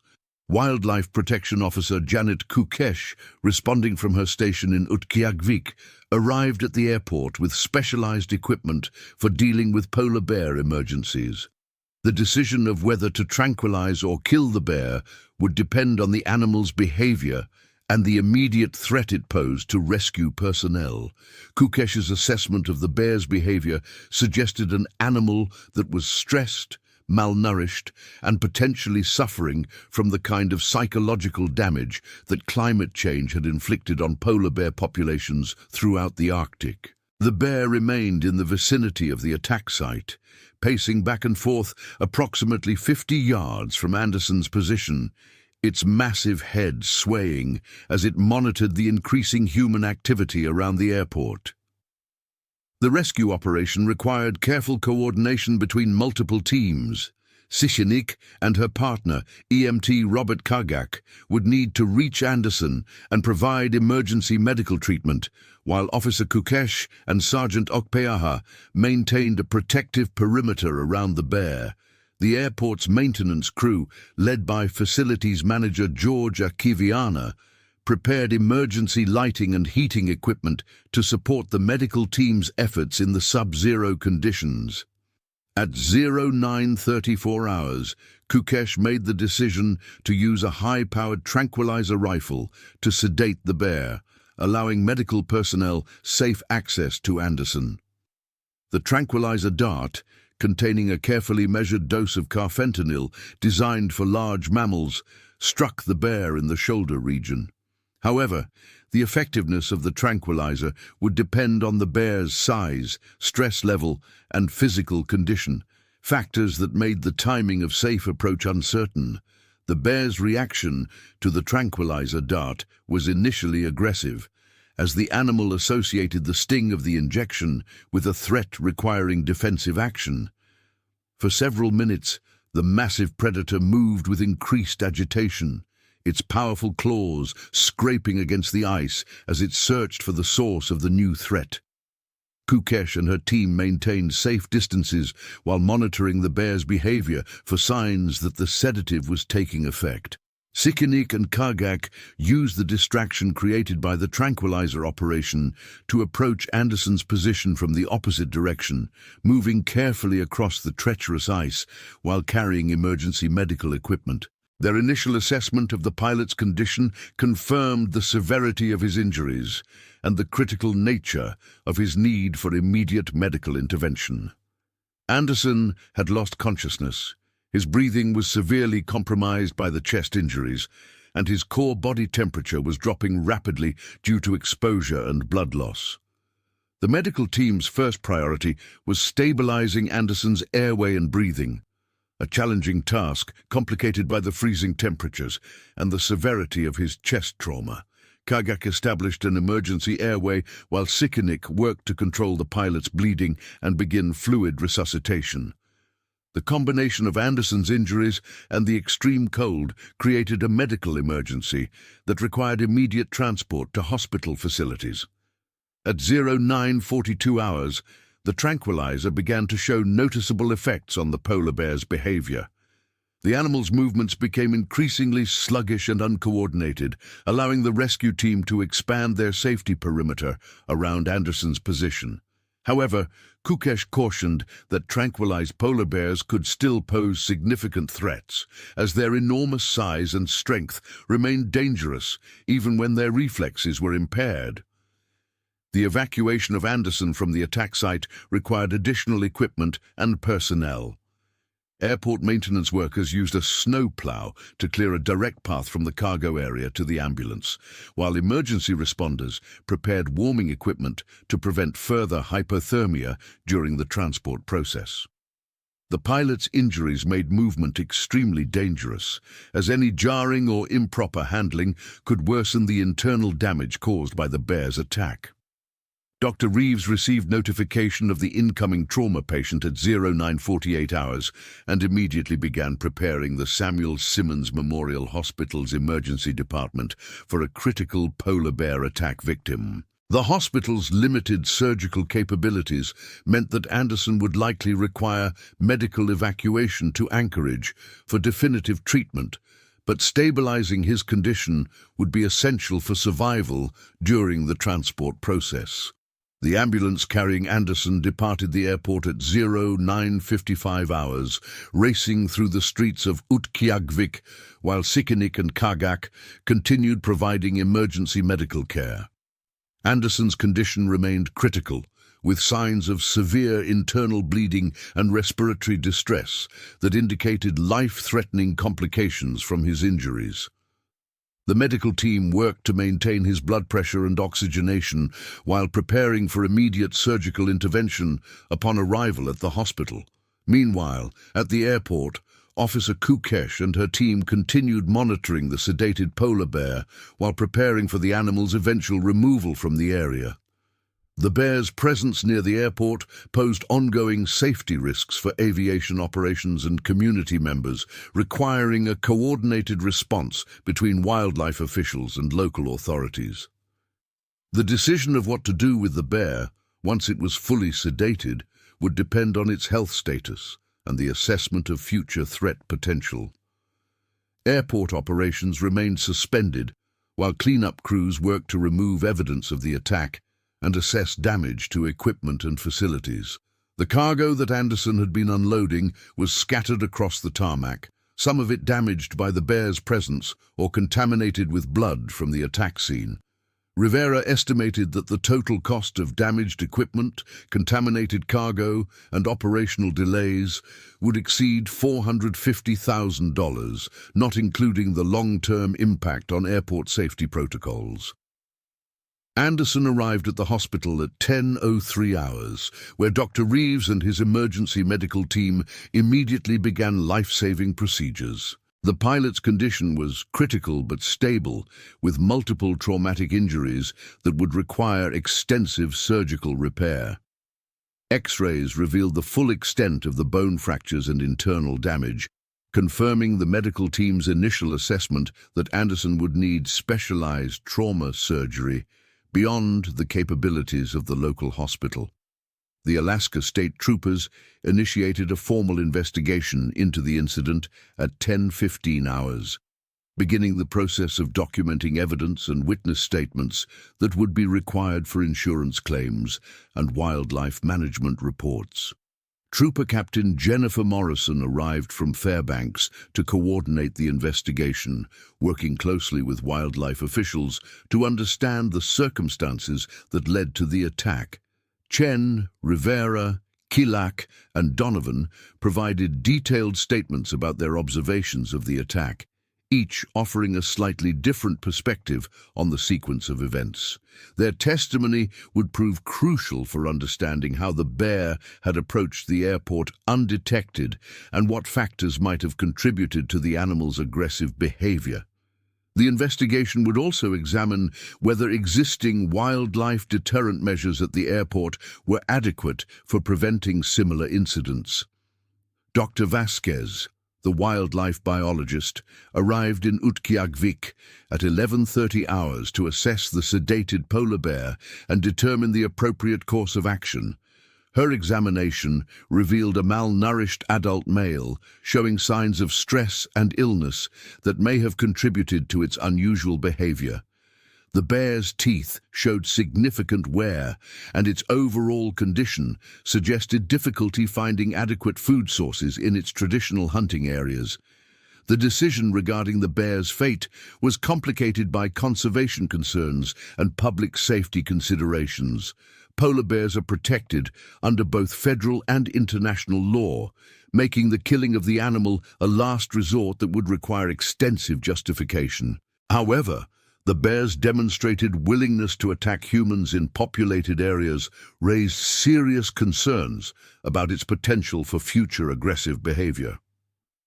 At 11:45 hours, medical officials determined that Anderson's condition was sufficiently stable for medical evacuation to Providence, Alaska Medical Center in Anchorage, where specialized trauma surgeons would be available to address his complex injuries. The medical evacuation flight was delayed by weather conditions and the need to coordinate with aviation authorities, but preparations began immediately for the critical transport.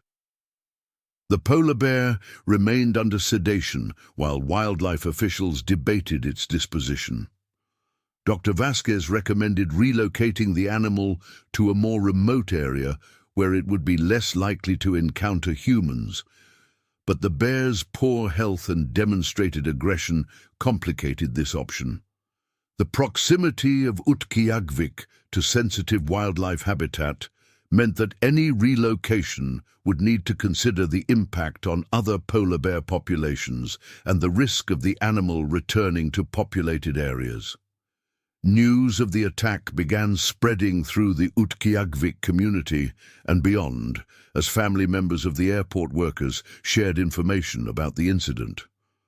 By early afternoon, journalists from Anchorage and Fairbanks were attempting to gather information about the attack, despite the remote location and limited communication infrastructure that characterized the North Slope region. Anderson's wife, Margaret, received notification of the attack at 12:10 hours while at their home in Anchorage. The couple had been married for 26 years, and Margaret was familiar with the risks associated with her husband's aviation career, but nothing had prepared her for the phone call informing her that James had been mauled by a polar bear. She immediately began making arrangements to travel to Utqiagvik, despite the challenges of reaching the remote community.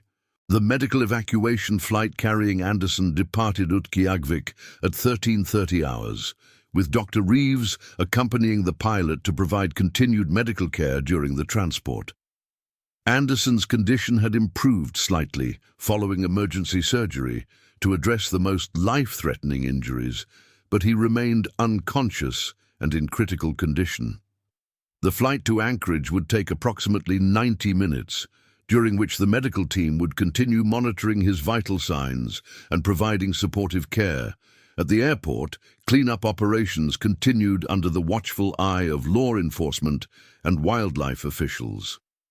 The blood-stained snow where the attack had occurred was carefully collected as evidence, while environmental health officials assessed the risk of contamination to the airport's water supply and surrounding areas. The psychological impact on the airport workers who had witnessed the attack was already becoming apparent, as several employees requested time off to deal with the trauma of the experience. Officer Kukesh made the difficult decision at 1400 hours to euthanize the polar bear rather than attempt relocation. The animal's poor health demonstrated aggression toward humans, and the risk of future attacks outweighed conservation concerns about killing a protected species. The decision was made in consultation with federal wildlife officials and followed established protocols for dealing with dangerous wildlife in populated areas.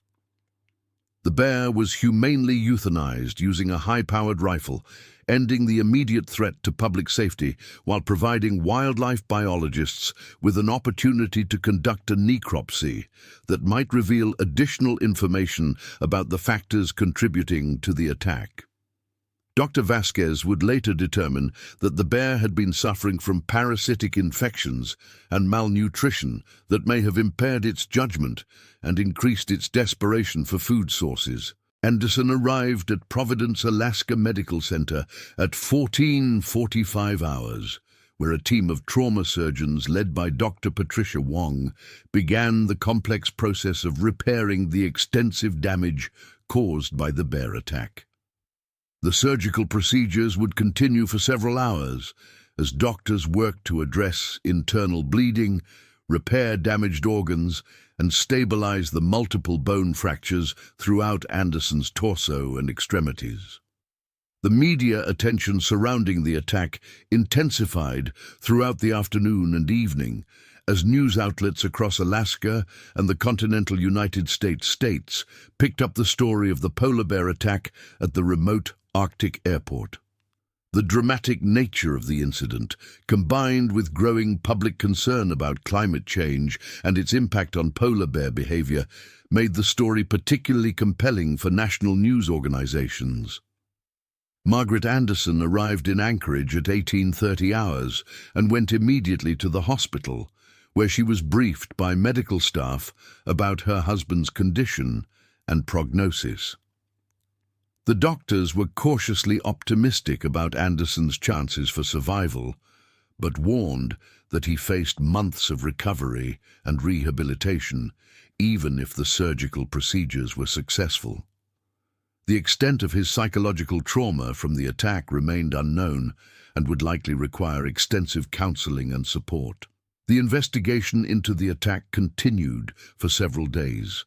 As Alaska state troopers, wildlife officials, and aviation authorities worked to understand how the incident had occurred and what measures might prevent similar attacks in the future. The airport's wildlife deterrent systems were found to be adequate according to existing standards, but the incident highlighted the growing challenges of operating aviation facilities in areas where climate change was forcing polar bears into increased contact with human activity. Dr. Vasquez's necropsy of the polar bear revealed important information about the factors that may have contributed to the attack. The animal showed signs of chronic malnutrition and stress that were consistent with the impacts of climate change on Arctic ecosystems. The bear's traditional hunting grounds had been severely impacted by changing ice conditions, forcing it to seek alternative food sources in areas where it was more likely to encounter humans. Airport officials implemented enhanced wildlife monitoring procedures in the weeks following the attack, including increased coordination with local Inupiaq hunters and elders who possess traditional knowledge about polar bear behavior and movement patterns. The incident served as a stark reminder of the challenges facing Arctic communities as climate change continued to disrupt traditional patterns of wildlife behavior and human activity. Anderson's recovery would prove to be a long and difficult process involving multiple surgical procedures, extensive physical therapy, and psychological counseling to address the trauma of the attack. His return to flying would depend not only on his physical recovery, but also on his ability to overcome the psychological impact of the terrifying experience. The incident would forever change his perspective on the risks associated with aviation operations in remote Arctic locations. The legal implications of the attack extended beyond insurance claims and workers' compensation issues. Environmental groups raised questions about the decision to kill the polar bear rather than attempt relocation, while aviation industry officials called for enhanced wildlife management protocols at airports in polar bear habitat. The incident would eventually lead to changes in federal guidelines for airport operations in areas where climate change was increasing the likelihood of dangerous wildlife encounters. For the residents of Utqiagvik, the attack served as a sobering reminder of their community's position at the front lines of climate change and its impact on Arctic ecosystems. The increasing frequency of polar bear encounters near the community reflected broader changes in the region's environmental conditions that would require ongoing adaptation and vigilance from local residents and officials. The airport workers who witnessed the attack struggled with varying degrees of post-traumatic stress in the months following the incident. Chen, Rivera, Kilak, and Donovan all participated in counseling programs designed to help them process the psychological impact of watching a colleague suffer such a brutal attack. Their experiences highlighted the need for mental health support services in remote communities that face unique environmental and occupational hazards. The incident also had broader implications for Arctic aviation operations and wildlife management policies. Federal agencies responsible for aviation safety and wildlife protection were forced to re-examine existing protocols and consider new approaches to managing the intersection of human activity and polar bear populations in a rapidly changing Arctic environment. As the months passed, Anderson's story became a symbol of both human vulnerability in the face of climate change and the remarkable resilience that allowed him to survive one of nature's most fearsome predators. His recovery, while ongoing, demonstrated the importance of rapid emergency response, quality medical care, and community support in overcoming the most challenging circumstances that life in the Arctic could present. The polar bear attack at Utqiagvik Airport on March 22, 2025, would be remembered not only as a tragic workplace accident, but as a harbinger of the new realities facing Arctic communities as they adapted to the changing relationship between human activity and wildlife behavior in a warming world. The incident served as a stark reminder that in the Arctic, the boundary between civilization and wilderness remained fragile and unpredictable, subject to the whims of powerful forces that humans could influence but never fully control.